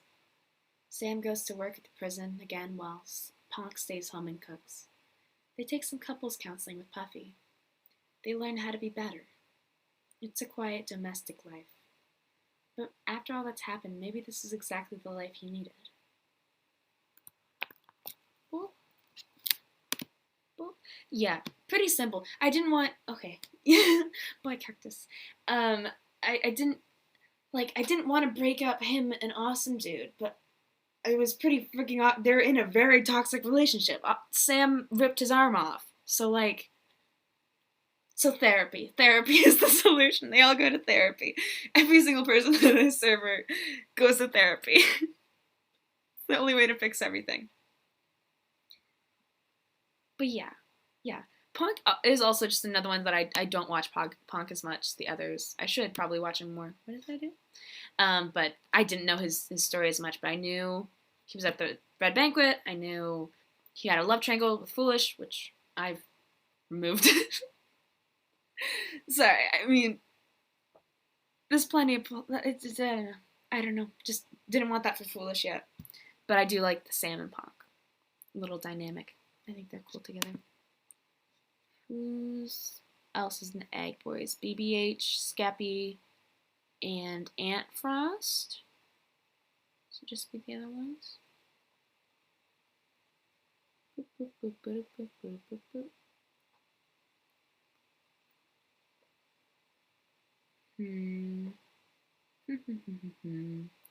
Okay, yeah, BadBoyHalo and Skeppy and Antfrost are all, I'll read them all at once, pretty much, because they're all short. Okay. Punz, too! Yes. I do have Punz. I don't associate him with the Eggpire in my list, but I do have one for Punz. Antfrost. When the banquet went sideways, they ran. Bad and Skeppy went one way, Hannah another, and Antfrost yet another. He spent some time hiding out, unsure of when the mercenary's contract would expire. He stumbles upon Bad and Skeppy by chance. Antfrost was foraging for berries when he saw a blue figure sprint past, followed quickly by a black and red blur. I don't remember. Did I not finish writing this one? Or maybe, I don't think that was supposed to end at that point. He sees Bad tackle Skeppy to the ground. Skeppy screams for his release, but after a few moments he calms and thanks Bad. Antfrost is confused, but they explain everything. That makes sense? It explains it more in Bad and Skeppy's. Hiya. Okay, Bads. It's all for Skeppy. It was all for Skeppy. The mantra repeats itself constantly in Bad's mind. On the eve of the Red Banquet, they ran. Hannah and Antfrost each split off, but Bad would not let Skeppy out of his sight. The egg has always had a much stronger effect on him. Some days he's himself, Other days he's kicking and screaming and begging for Bad to bring him back to the egg. Distance seems to be the only cure for his madness. They move out to a quiet hillside meadow. Over time, they apologize to their former friends and family. Antfrost moves in beside them. Sapnap still won't talk to his father, but Puffy comes over for tea occasionally. They have each other, and that's all that Bad's been fighting for. And then Skeppy. Do them all in quick succession. We gotta bang some more out. I've been sitting here for a while. Once the egg has been defeated, Bad drags him out of town and into the wilderness. The egg has much more influence over Skeppy than Bad. It takes much longer for the voice in his head to quiet down, and it never quite disappears. On warm summer days, he can hear it calling to him, telling him to return and hatch the god.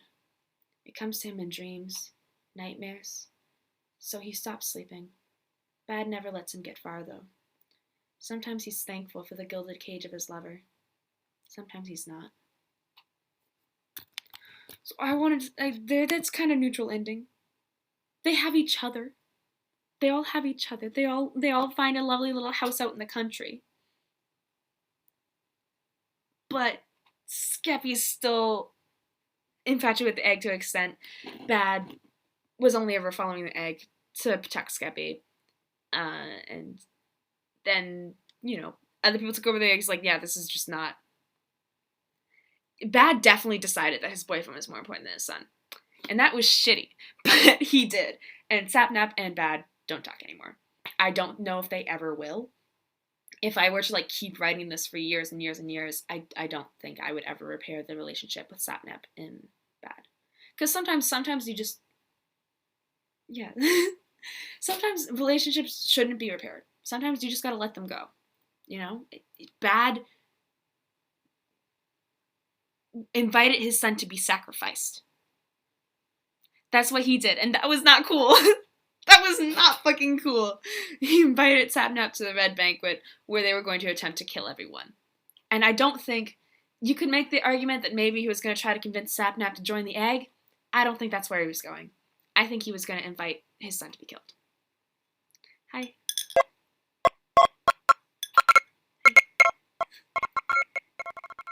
Hi.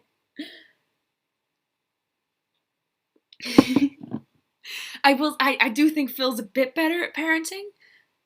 Because when he killed his son, it was kind of for saving everyone else. But yeah, I see that. I feel like Phil tried harder than Bad, though. But, that's up to interpretation. Who's next? So we have... There's other people separated. So there's Kristen's ending, which we'll do last. Then... Connor, Eret, Punz, Michael, Jack, we haven't done, H-Bomb, okay,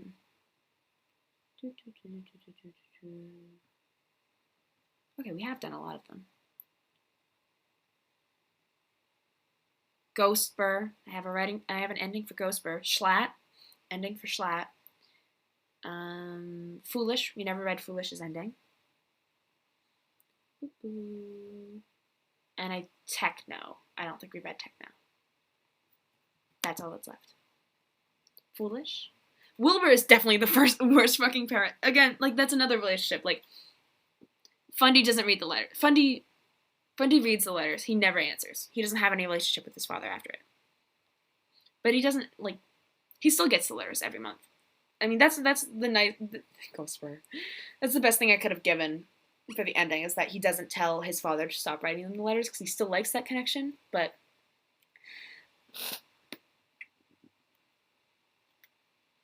Ghostbur, then Foolish. I gotta guys, I'm also kind of a bit trapped by the lore that's already set up.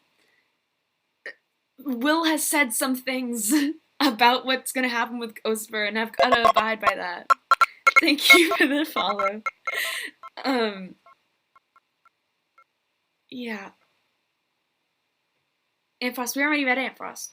I read it in quick succession. He escapes the egg. He runs back into Bad and Skeppy later, and then they form a little family. He sees Puffy occasionally. He goes back into town. He still works at the prison.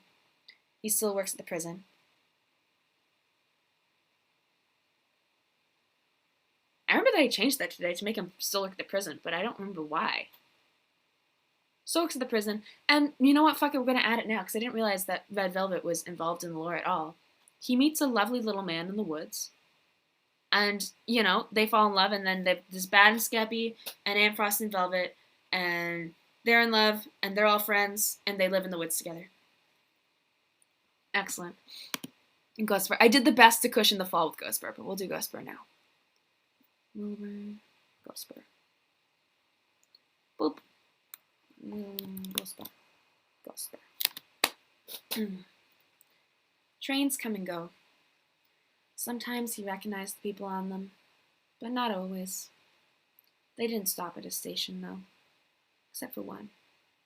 It felt like an eternity, but eventually one stopped. It was odd. Not a normal commuter train, but an old abandoned car with vines and flowers growing from every surface. There was a woman within, and by her side, a small blue sheep. That's it. That's all I wrote. That's all I wrote. That's all I wrote. It's not... I had to stick. I know that Wilbur said that Ghostbur isn't going to have any more lore. So, I just gave him the tiniest little bit of silver lining. The tiniest little bit of silver lining is that Friend gets to die and go there with him. Because that's an unintended consequence that I don't think anyone realized, is that Friend is canonically immortal. Friend is immortal, and I've seen so many things of, like, Friend, like, every time Friend dies, he, like, goes on a train past Ghostbur. He does get Friend back. He never sees Quackity. I don't remember how close Quackity was with Ghostbur, but I feel like the train station is, like, pretty separate from the rest of the other plane. Or separate enough that, like, when you don't want to see other people in the afterlife, you don't see them. So, like, Ghostbur never interacts with any other dead people, like GeorgeSchlatt or Mexican Dream and Quackity. Like, he doesn't see them. But yeah. Yeah, he gets Friend. He gets Friend back. I was gonna do Foolish next. Because we've done all the ones around Foolish, basically. Oh, except, okay. Cool. Foolish is good. Boop, boop, boop, boop, boop, boop, boop, boop. Okay. Foolish. Did it too?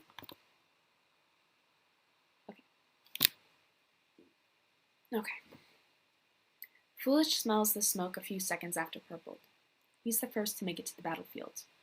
He quickly grows to his full height and squares off against the Syndicate. Nikki faces off against him, moving with dexterity and making sharp, precise jabs at his ankles. The attacks force him to his knees. Even though they are hell-bent on destroying his home, he doesn't intend to kill. As Fundy and Purpled fall around him, each losing a life, he focuses on the pain and holds off the Syndicate with a wall of lightning and refuses to let them back into battle, forcing them and Slime to evacuate.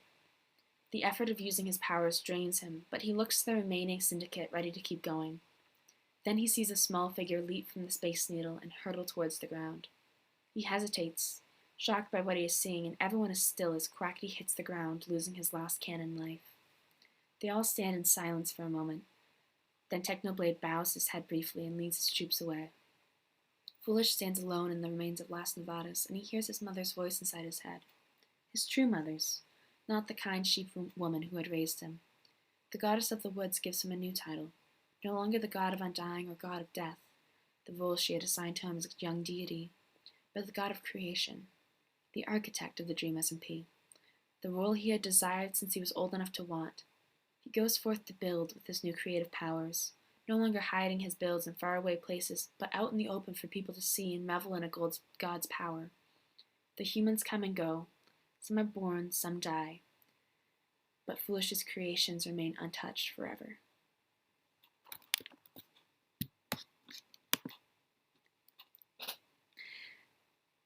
I liked the idea of giving Foolish, like, mechanically the creative mode. That's what I wanted for him. So that's the thing, is when the goddess of the woods anoints him to the god of creation, he mechanically switches to creative mode. And then he goes around all the server. I mentioned in a couple of the other pieces, like he builds in Kinoko Kingdom, he builds a wall around Snowchester to keep Michael safe so he could go outside. And he goes and he builds all these things all over the server. Because it's It's cute. I like it. I like it. I like it. Let me see who else. JSchlatt, maybe, is a short one. Boop, boop, boop, boop, boop, boop, boop, boop. Oh, we didn't meet Technos yet. We'll do Technos. Yeah, Foolish deserves everything. I love him so much. Like, I wish he did more lore. He does lore, but like, I wish he did more. It is a God comfort streamer to the max. Okay. Yeah, Techno. Oof. Oof. Oof. We can power through the last couple of ones. We're very close to all of them. Okay. Dream writes in book after book about everything he knows while Techno waits patiently.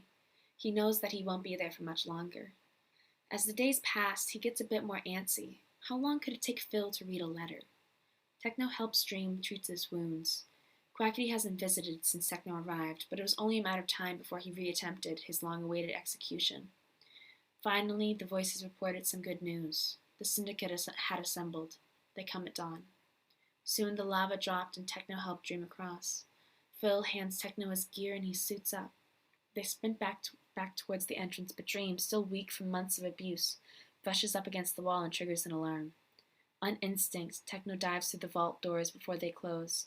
He somersaults back to his feet. Everyone had made it through the doors except Dream. Technoblade turns to the exit. It seems Hippocrates will stay in the shadow for a while longer. They exit the prison and see Sam standing outside, his eyes wild with fear. Techno signals to his troops, ready to give the command to kill. But Sam drops his sword and runs before it is issued. They advance towards Las Nevadas. They need to strike while the iron is hot. I've read this. No, shit, I haven't. Okay. Which is very similar to Phil's. I thought I did. Before Sam could warn Quackity of what was to come, they descended to the desert town. The forces of Las Nevadas are ill-prepared. Technoblade faces off against Quackity. Big Q was never much of a swordsman. His weapon of choice was words, but they don't cut quite as deep. They parry for a while, but as Purple and Fundy fall around him, Quackity's falters. Technoblade takes advantage of his enemy's hesitation and brings his weapon straight down across Quackity's face, the near-perfect mirror of the wound he had received months before. Quackity collapses, a cannon life lost. A barrage of lightning is called from the skies, separating the two feuding factions. Once gone, the only person left fighting for Las Nevadas is Foolish. Techno begins to advance, but the voices stop him. A rush of air, and then a form with wings tucked behind his back and two twin scars on his face lay motionless on the pavement. Techno gives a small nod to the fallen capitalist and leads his troops away. He returns to his base and life goes on. He develops new fighting techniques. He plays with his dogs. Once a week he goes and spars with Phil and Nikki. Dream remains in prison. He hasn't seen Ranboo in a while, but the syndicate hasn't had the need to assemble again since the battle. Life is simple. Techno enjoys the quiet. I just need them all to chill the fuck out. That's how like every single one of these ends. It's just like they all take a chill pill. I read Foolish's.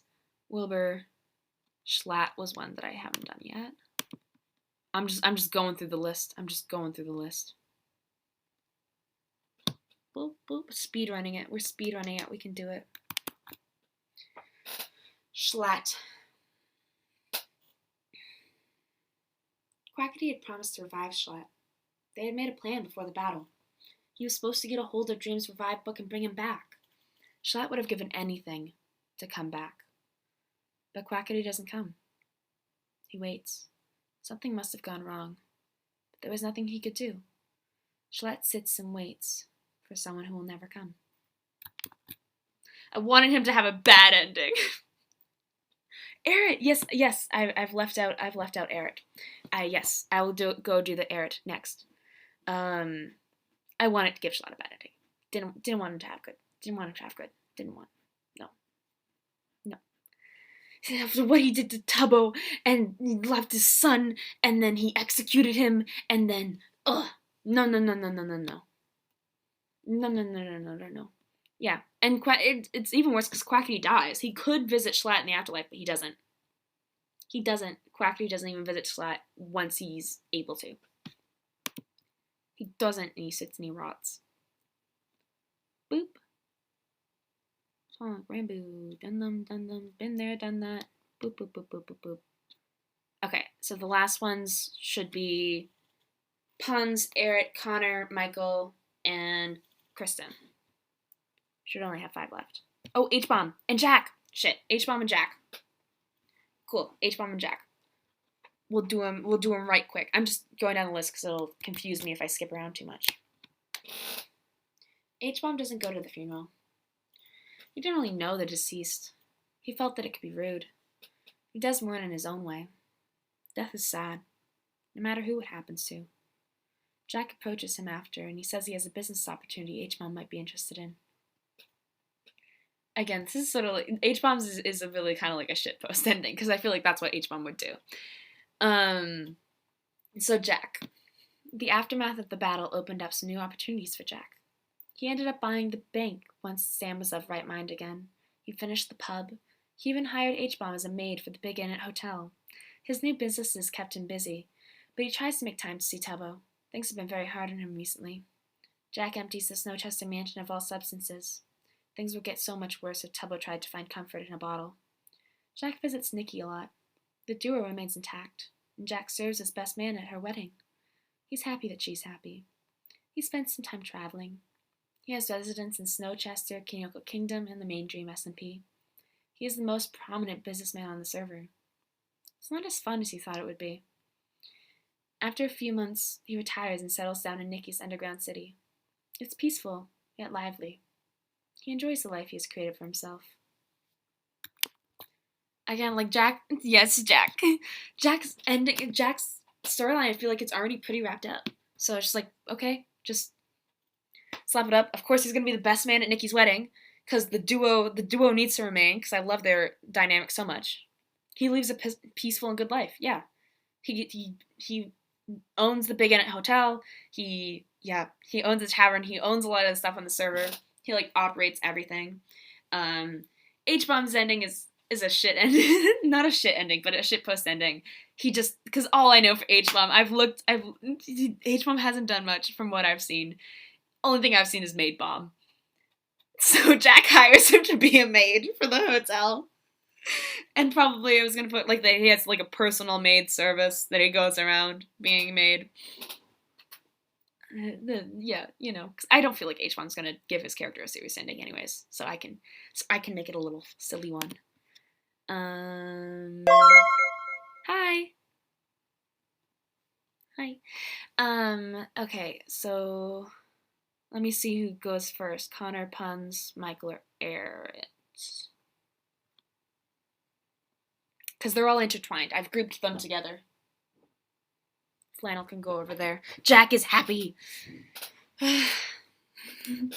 Okay.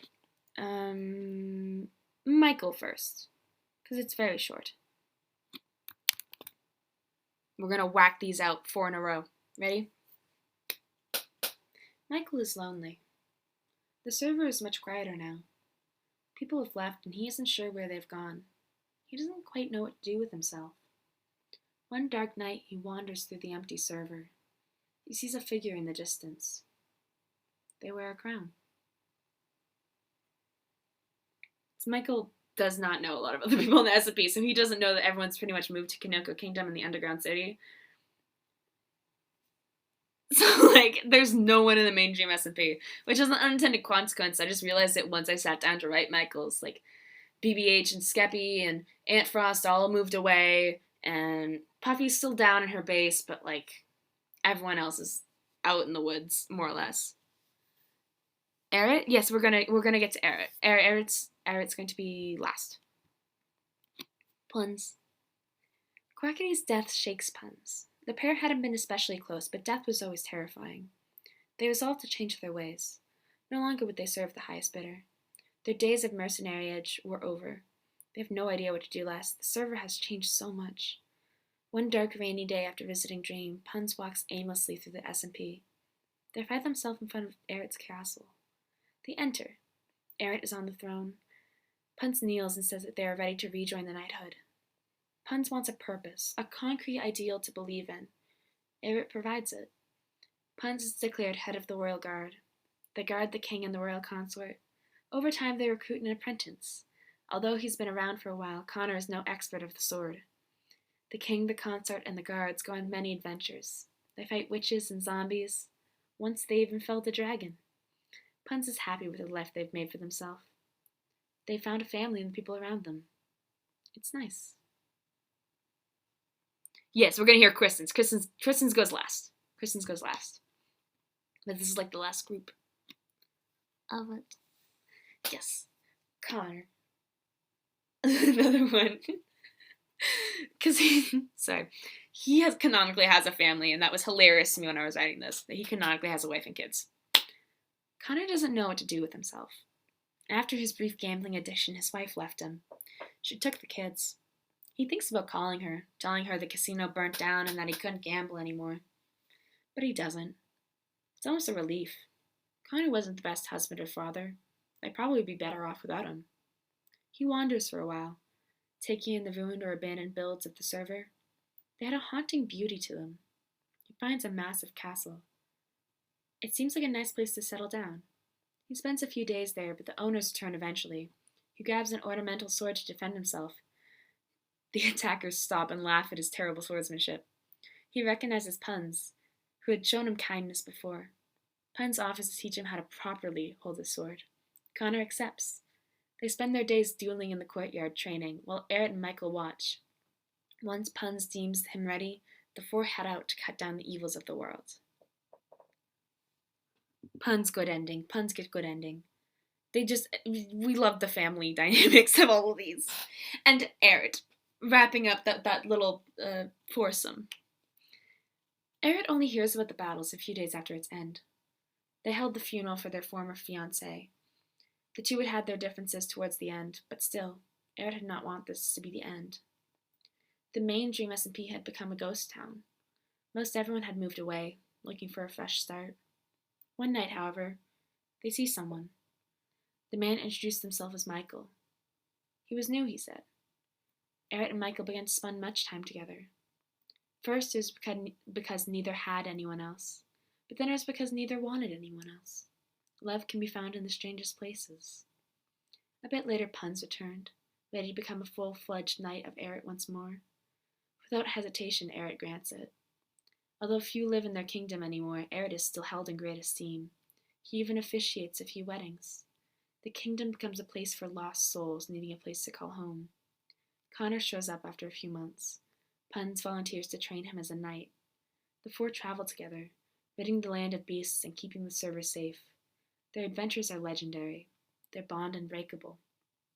Whatever past they may or may not have had, they are the new knights of the SMP. I liked that one.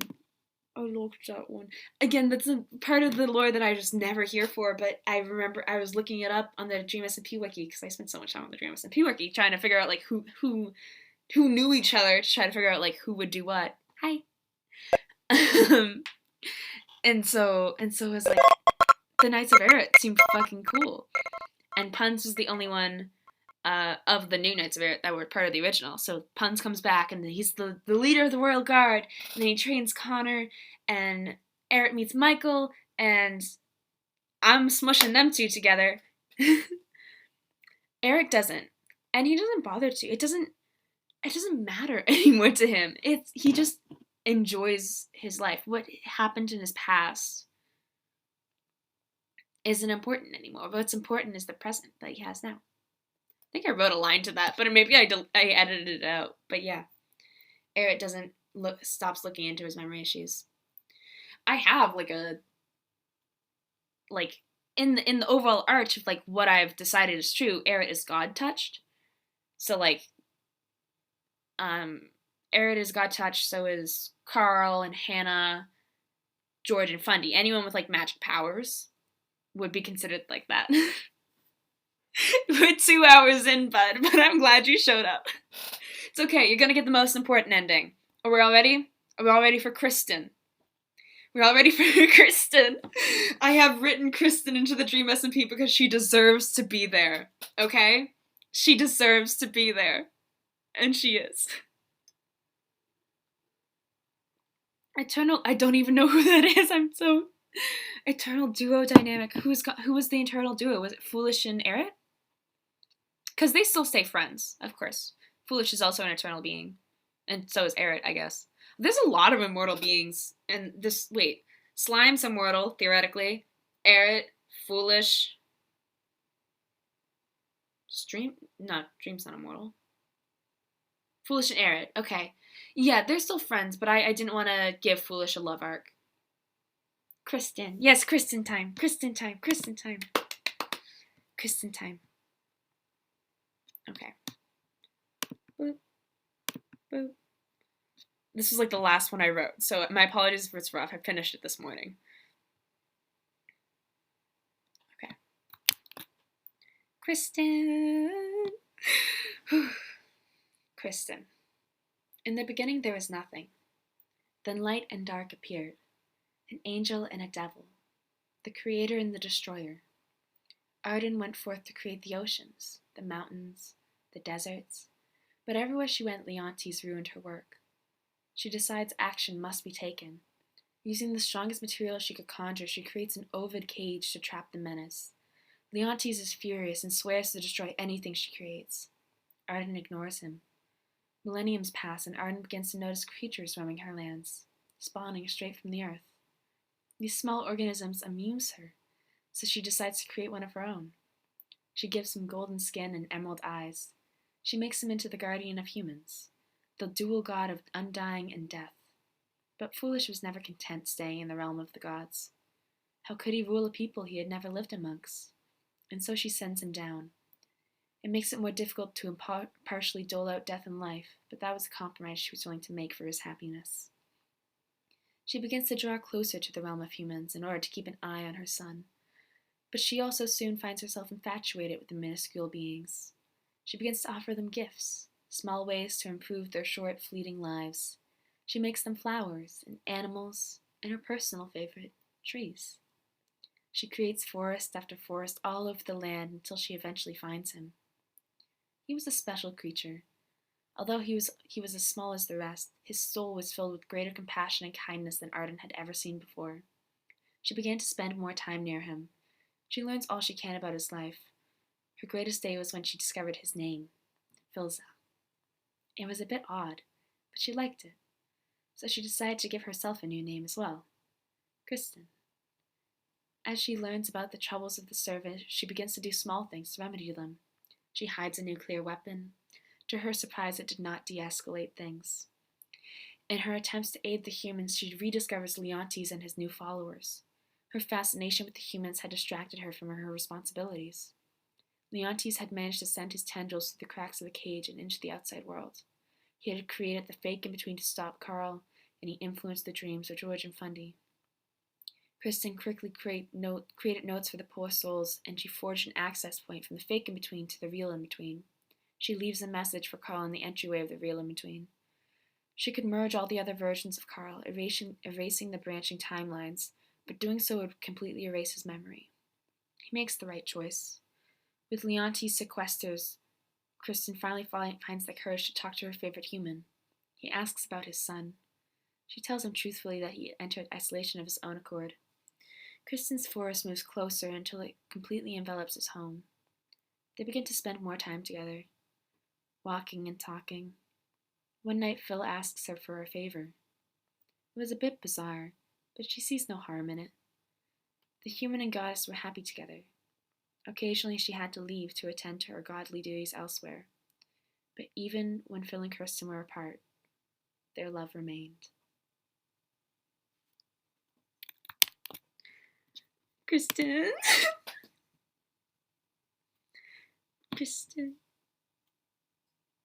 Kristen. Yeah, Kristen. Mumza. We love Mumza. We love Mumza. We love Mumza here. Them. It's them. It's them. It's them. Also, I assume at some point Kristen would just make Philza immortal and they'd live and rule the earth together forever. because I love them. Thank you. Thank you. My voice, I'm losing my voice right now because I've been talking for 2 hours, but thank you.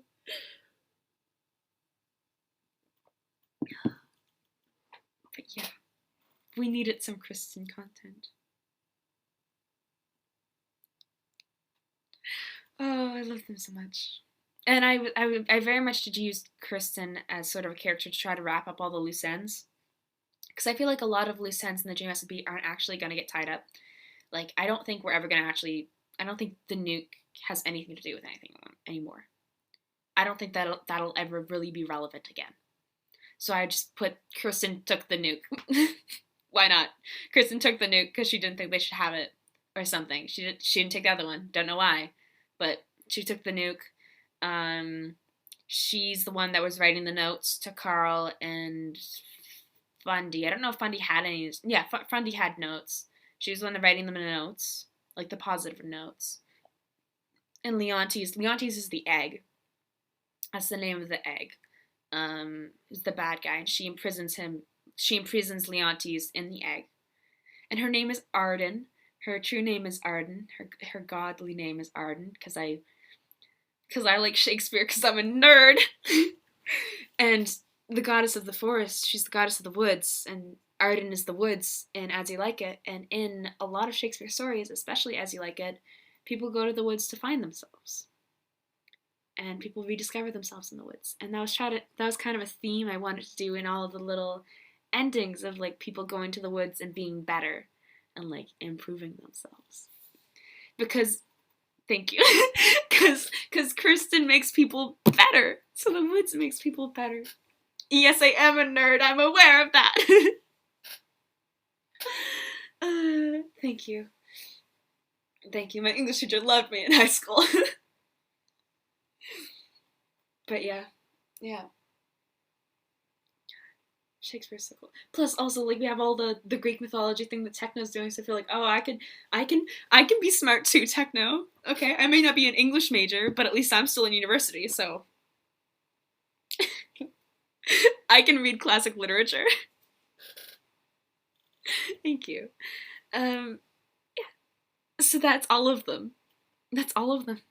Any questions? Does anyone want me to re-explain any of them? Or did I leave any plot holes? I was trying very hard to make as little plot holes as possible, because that annoys the frick out of me when other shows do it. So I wanted to wrap everything up as cleanly as I possibly could. But I'm certain there's stuff I'd missed, because there's so much. There's so much stuff. Oh God. What time is it? Oh, okay, it's only beep beep. Yeah. I came in late. That's okay. The VOD's gonna stay up, and hopefully I'll edit it, and I might put some on TikTok. I don't know why this project has overtaken my life for the moment. I was considering putting it on AO3, because I was just like, it might be easier for people to just read it themselves and not have me listen to it. Yes, found family. Fucking found family isn't everything. That's the one thing I need. If I ever write anything, all of it's gonna have found family. Nikki, Purple, Puffy. He gets close with Tommy again. They sort of get a bond. They're not that close, but they bond. Nikki, Purple, Puffy. Sapnap, George, and Karl. He interacts with us a lot, as well as they're like kind of his neighbors now. They're more like uncles, like cool uncles. I'm trying to think. He doesn't talk to his dad anymore. He still would talk to Phil occasionally, but not that often. Him and Phil weren't that close. I'm trying to think about Little Fox Boy. We fucking love Little Fox Boy. Ah!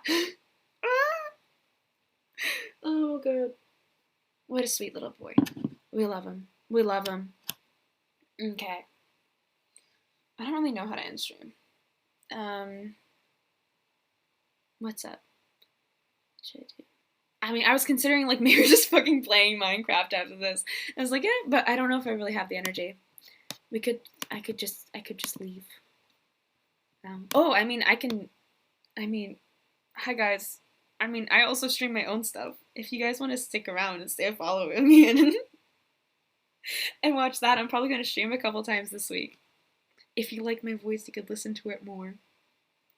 I will talk about DreamSMP if you ask me about it. I will give you all of my opinions on all of it all the time. But yeah, I do my own stuff too. And God, it's such a fucking cool, just the core concept. Shamed reading. I've honestly considered that. I have a bunch of my old like childhood books. I was like, goddamn, I could just like sit down and read all these. Like I sit down and I read them by myself, and I love reading books to like kids and stuff. I was doing it at work the other day, and it's like, yeah. Oh, thank you. But yeah, this is fucking. Hi. Hi.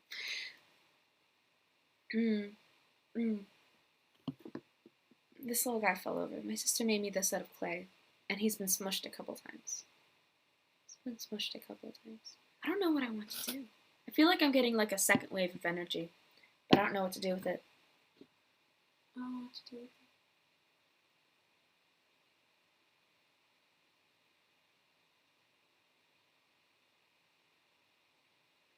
I don't know if I'd make a lore-ish SMP, but something that I've kind of been wanting to do is make like a D&D Minecraft SMP.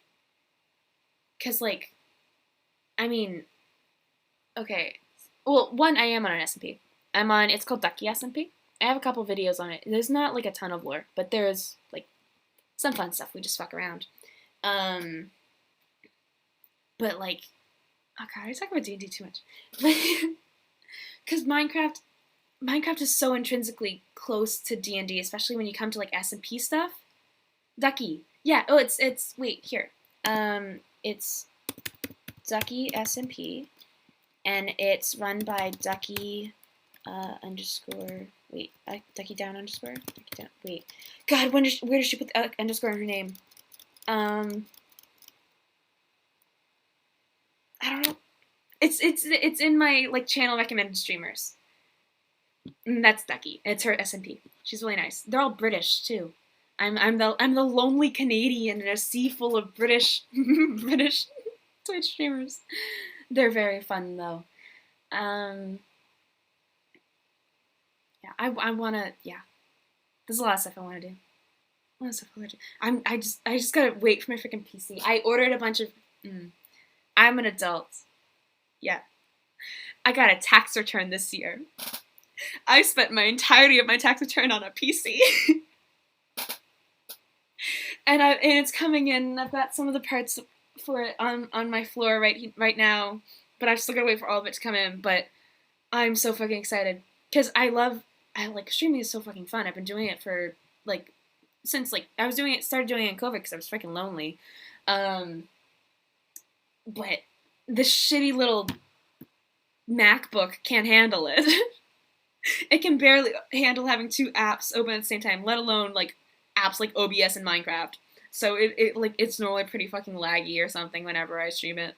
So I can't wait for that, and then I can actually like do quality stuff. Quality. Anyhow, I don't know. Yes, Canadian. I'm Canadian. I'm from New Brunswick. I don't live here anymore, but because now I'm a cool kid and I live in central Canada, like a boss. Because who the fuck would want to live in the Maritimes? I'm sorry if you live in the Maritimes, but I've been raised here and it sucks. So I do not live here anymore. But yeah. Hi, Ducky! You say her name and she appears. Guys, this is Ducky. Yes, you were summoned. Hi, Ducky. It's Ducky down underscore. I got confused on whether the underscore was in the middle or in the end. But yeah, hi, Ducky. Ducky's really cool. Yeah. I'm gonna smush this thing if I keep holding it in my hands.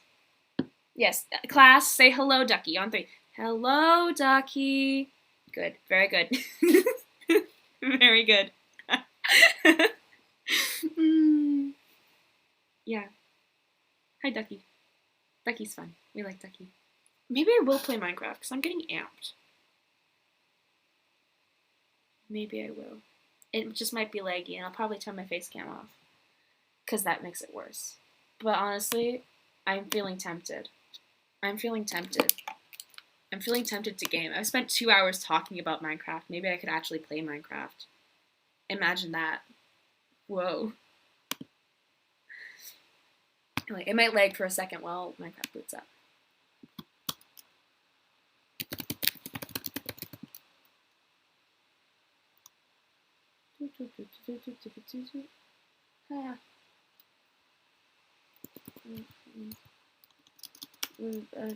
I'm just gonna play Hypixel. I think. Oh god, brain doesn't work as good as she does. Nope. I don't know. It's the weekend. I had a long week of work. I'm gonna fuck around in Minecraft. But yeah, that's all the things for that's everything I wrote for the DreamSMP. So I wanna. Oh yeah. Your uni finals are so late. Wait. Oh no, you did a summer course, right? I get confused.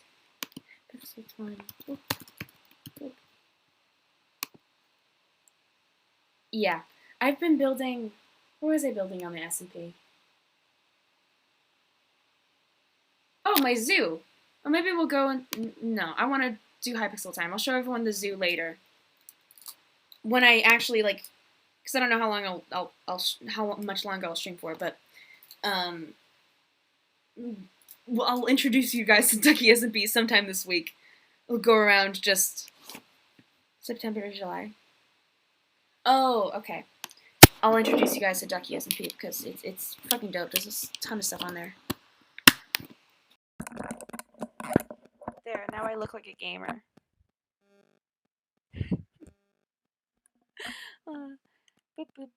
Minecraft. Oh, okay, wait. So, I mean, I assume all of you play Minecraft. Or watch people play Minecraft because you watch people play Minecraft.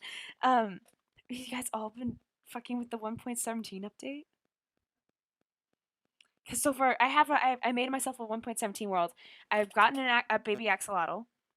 I guess a regular axolotl. Yeah, I'll let you know, Ducky.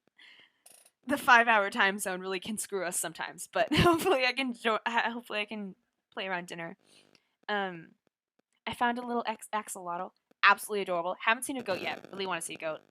I have only seen one glow squid, but somehow I picked up like multiple like glow skin like sacks. Like they're just terrible at keeping themselves alive, and I just pick up like the droppings things.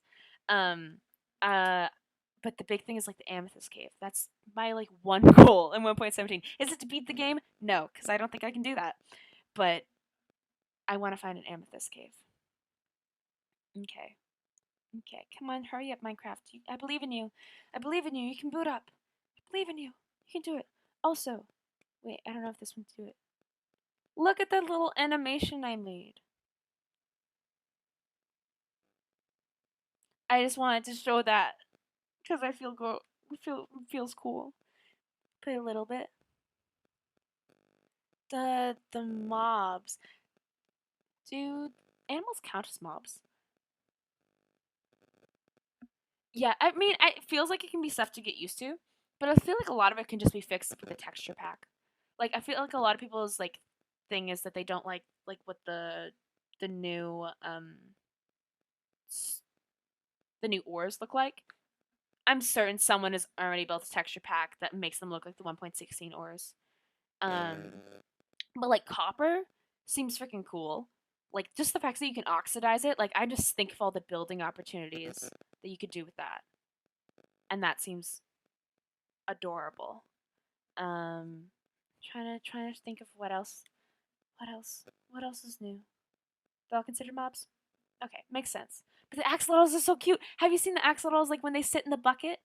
They have their little hands like over the edge of the bucket and they're just like and it's so cute. It's so cute. And they'll swim with you? I understand why people don't like glow squids because you could have had moo blooms. I can understand that. But we love the axolotls. They're very cute.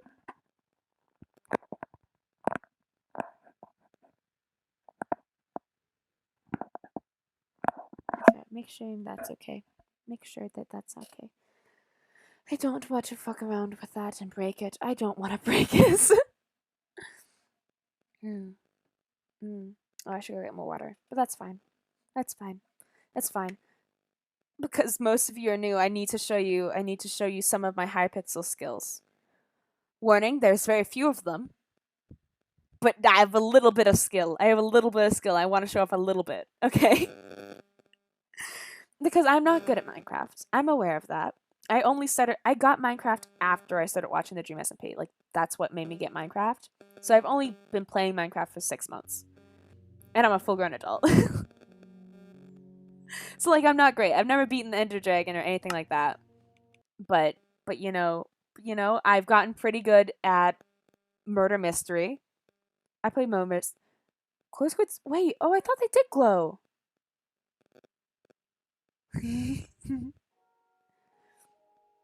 I didn't realize the Hypixel was down. I haven't tried it today. I guess I'm trying it right now. Yeah, I didn't think it was down.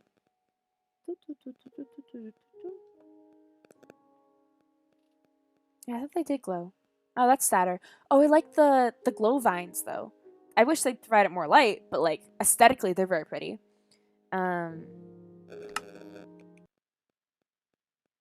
Yeah, Hypixel is down. Okay, then we will go on. You guys ever been on the MCC server? You gotta go. That's okay. That's very fun. Oh, thank you. Thank you. It's very cool that you saw some of it, and it's very nice. So bye. You have a good day.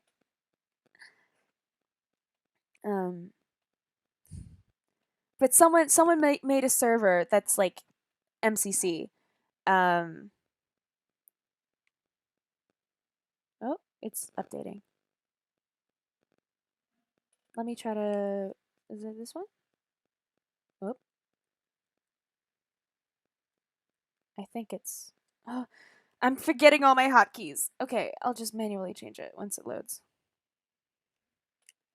But yeah, I'll turn off face cam because it normally bugs out and lags, and I find it's easier to watch it when Minecraft lags, but when someone's face is lagging, it's weird. Oh, it's raining outside.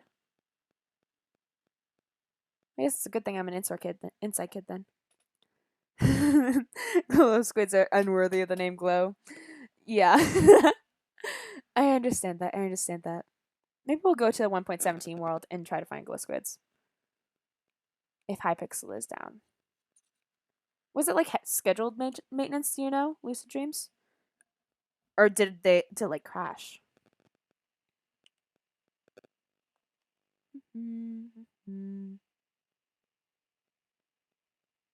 Oh, okay, yeah. We're not gonna play on the MCC server because everyone's on it because Hypixel is down.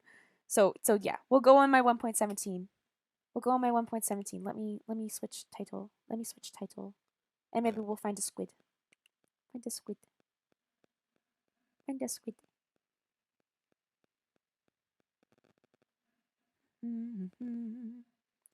Boop boop. Sorry. 7. No. 17.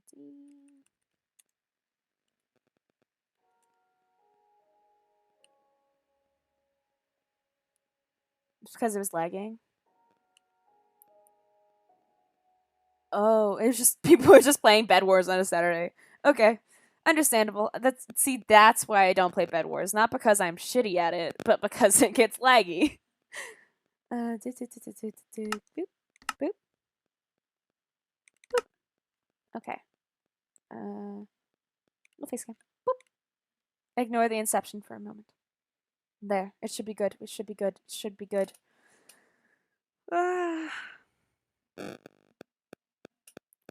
Big stretch. Yeah. Oh god, Hypixel is so freaking dope. Just I don't know. Minecraft's a cool fucking game. You can do so many cool things in it. I love it. Come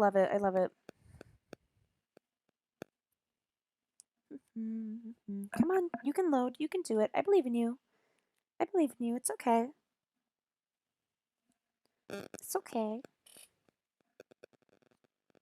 All right. Oh, fuck. Oh, oh God.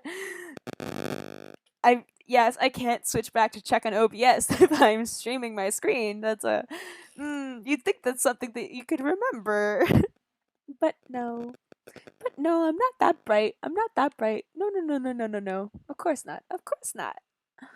Oh, okay. I think I'm gonna grab some water for a second. Look at my adorable animation and tell me it's cool. Okay? Just look at it. It's a little blob and it's got the star and it winks. Or wait, that one doesn't wink. Oh well, you can see the star. Be right back.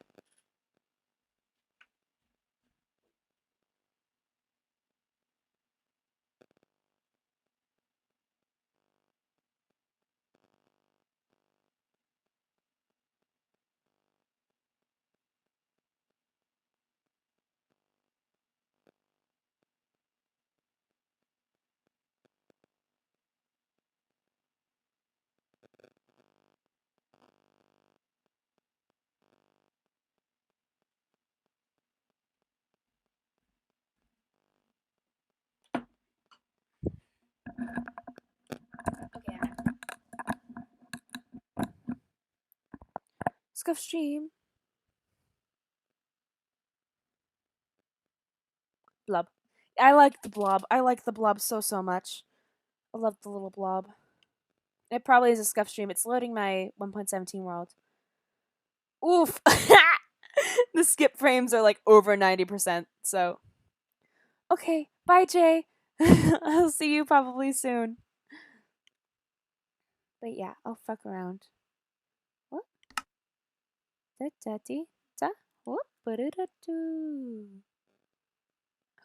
you should be able to see my screen now. Theoretically.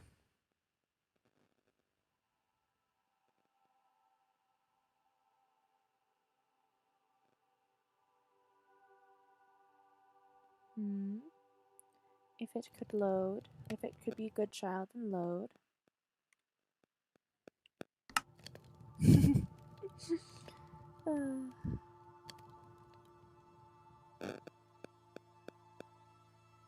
Yeah, we're gonna have to sit for a second while it loads because that's very lag. When did I get a golden apple? Oh, this is important. Look at that little baby that I'm holding in my hand. Here. Why? Okay, there we go. Load my skin, please. Yes, that's important. I don't want to be Minecraft Steve. Ah, why does it?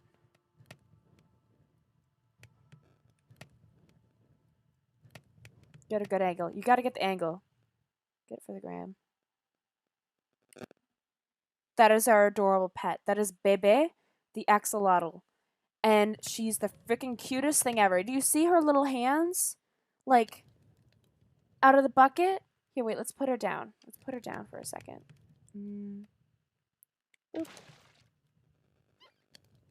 Look at her. Look at her. The second we get a name tag. It's going straight for her. It's going straight for her. The sweetest bean that I've ever seen. So sweet. Anyways, the main goal for this world is to find amethysts. I want amethysts. They are absolutely my favorite gem, and they've just introduced them, and I want to find them. So this is just stuff that I've acquired in my attempt to find amethysts. They're cooking. Oh, that's done cooking. But we shall go forth and amethyze. I should probably get more food. He's a little bucket lad. Look at him. Look at him in the bucket. In the bucket. I don't have any coal, right? Nope. Nope. See, look, I got a bunch of glow sacks. Oh, stick. I'll take that. Okay. So I guess we need like wood. We need wood, coal, and food, and then we can go on a mining expedition for amethysts. Whee. Okay, we're gonna embrace the lag. It's harder for mobs to hit us when we're lagging. That's something I have noticed. Boop. Boop. The flowers are so pretty. Look at all of them.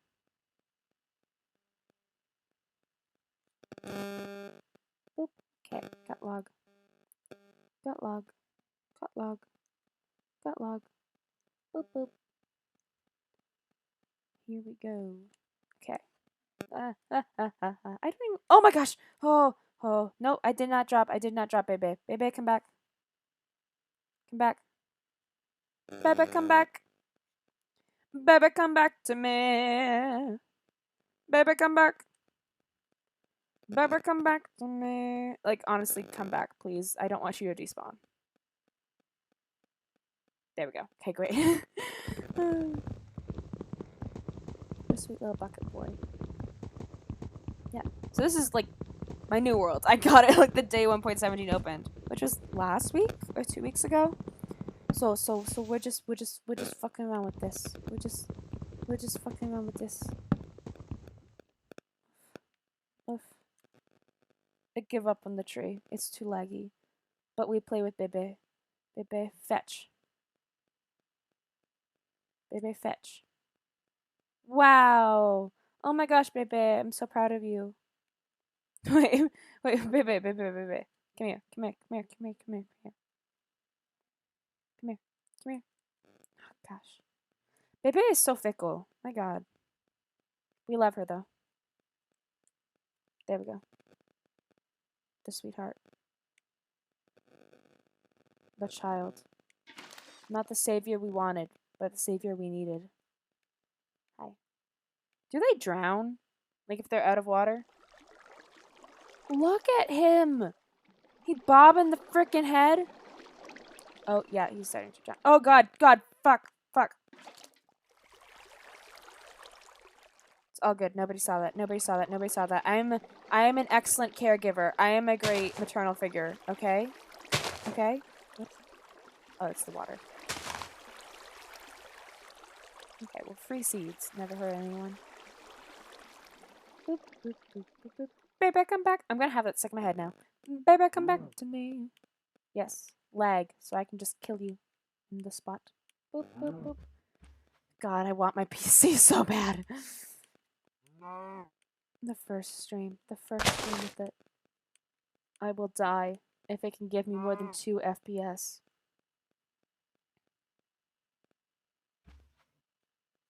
Okay. Yeah, I mean, I'm just gonna show you like my base then, cause like everything else is lagging. I don't really want to fuck around with the trees and everything, cause my computer has been on for like 5 hours, so it's not that happy. The CPU is like shot to hell. I don't know if CPU can die or stuff like that. Anyways, here's Mineshaft. This is where we shall be going to find amethyst. Is this the Mineshaft? Yes, it is. Is it? Yes, it is. Oh, and I found some lush caves. Not like full lush caves, but like I've found a couple of like there's the dirt and flowers growing. They're sweet. I like them.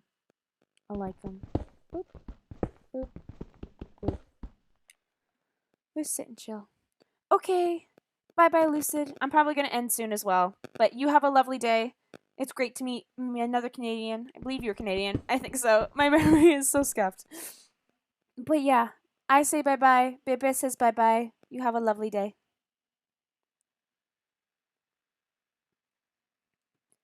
Bebe, come back. That's gonna be stuck in my head for hours. Good lord. My dad's gonna come home tonight and be like, "Oh, what's going on, Dad? What you doing? How's your day?" Like, Bebe, come back. Bebe, come back to me. Wee. Copper. Oh, I can make myself some torches, do a little bit of exploring. Boop, boop, boop, boop, boop. There, I can make myself a stack of torches.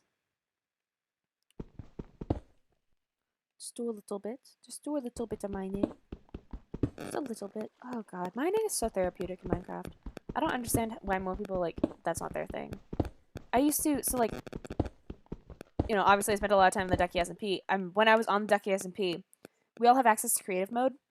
So I was like, you know, I was like, I don't want to use creative mode. I'm going to be survival, and I'm going to be the, you know, the strongest person on the server, doing it all in survival mode. I have broken that now, because I want to make some cool builds. But I just spent so much time, like, I was in class, like, in Zoom classes. I had Minecraft open, and I was just grinding through the mines. And strip mining, you know, getting those diamonds, getting the netherite. It was what I did. Boop. Boop. Boop. Maybe I'll do some well, I don't really want to do off-stream mining for this, because we're going to find the amethysts at some point, and I want it to be live when I find them. Boop. Boop. Boop. Boop. We'll just do some exploring. Cool. Boop. Ready? Boop. Boop is the sound any block makes. That is factual. Because I say so. Every stone, it's a boop. The stone's a boop. Ooh, hi, Copper. Copper, I don't know how I feel about it. Kind of love it. Kind of looks like a mint. I don't know why. I get what it looks like. I get what it's going for. It's like slightly oxidized. And I can't wait. I have copper blocks at my base. Like, base, air quotes. Because it looks a bit shitty. But I'll improve it over time. It's just amethysts are my main priority right now. This is unexplored. Let's go up here. Because amethyst, it's anywhere under Y70 is what Wikipedia says. I believe we're under Y70 now. Oh, hi. Oh, there we go. No, I also didn't cook my meat. Oh well. Boop, boop. Stay back. Stay back, you scoundrel. I bite my thumb at thee. Benvolio! I don't remember the other names. But Benvolio! Click, click. If I spam click it, that hurts him more, right?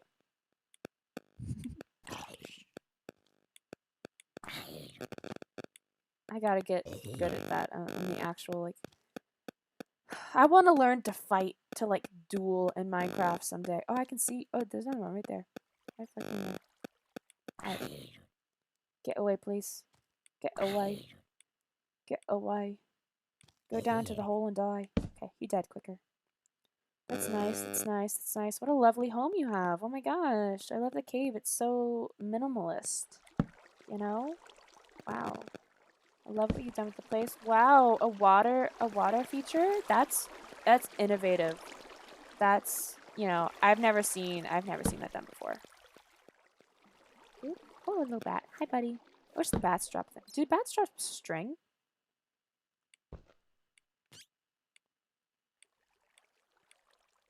It's so fucking hard to hit. They should be easier to kill for how hard they are to hit. Oh, maybe I just... No, I didn't kill him.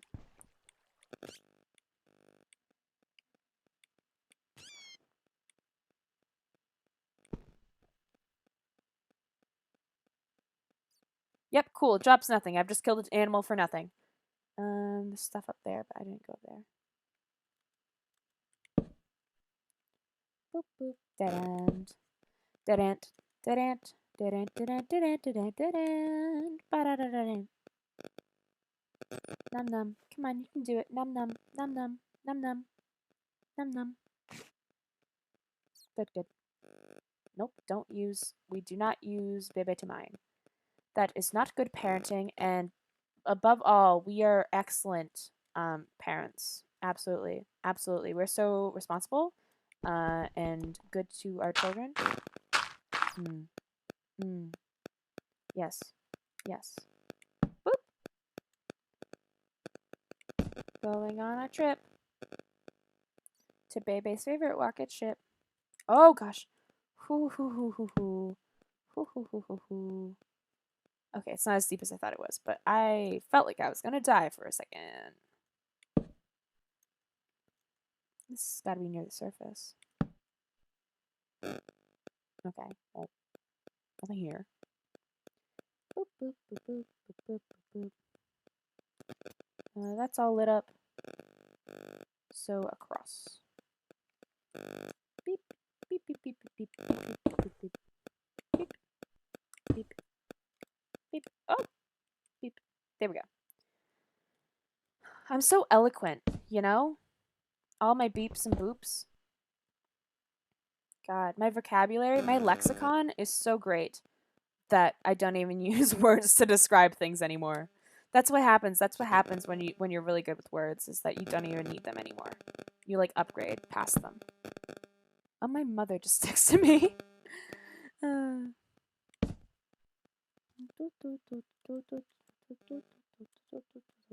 haven't even found diamonds yet. I want something useful, please. Oh, I shouldn't jump down. That'd probably be unhelpful. There. There. I'll save myself the half a heart.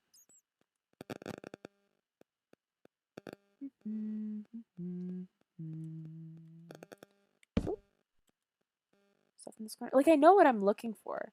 I know what the amethysts are meant to look like. This isn't where I came in, right?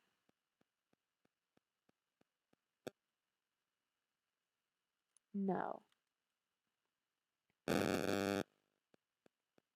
Is it near where I live? Possibly also no. It's in the sunflower field. I should live close to here. Oh, there it is. Wow. Oh my gosh, look at me. Look at me. I'm so smart. I'm so smart. I found my home. So beautiful. Maybe one day we'll even get a door. Maybe one day we'll be so rich we can afford a door. Wow. Won't that be the time? That's not what I meant. Boom. Wow, so fancy, so spiffy. We even own 6 blocks of copper. Look at us go. Oh my god, we're rich. Okay. I think I'm gonna end. I'm getting pretty tired. Oof. Oof. Yeah. You all have a good day. Have a lovely, I mean, I was gonna say afternoon, but it might not be afternoon where you are. See my face? Hi, this is my face. Yeah. I'll see you guys soon. Probably. Hopefully. And, bye. Oh, wait, sorry. I want to find someone to raid. Give me a second. Give me a second. Give me a second. I can do it real quick. You can do it real quick. Find someone that looks cool and gay. Nuri was the first person I saw. So you're gonna go say hi to Nuri. Raid. If my OBS can work.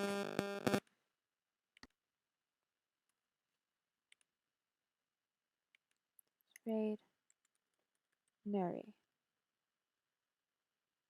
I think that worked. Okay. Yeah. Go bye. Say hi to Nuri. She seems cool. And yeah. Have fun. Have a good day. And all the things. All the things. All the things.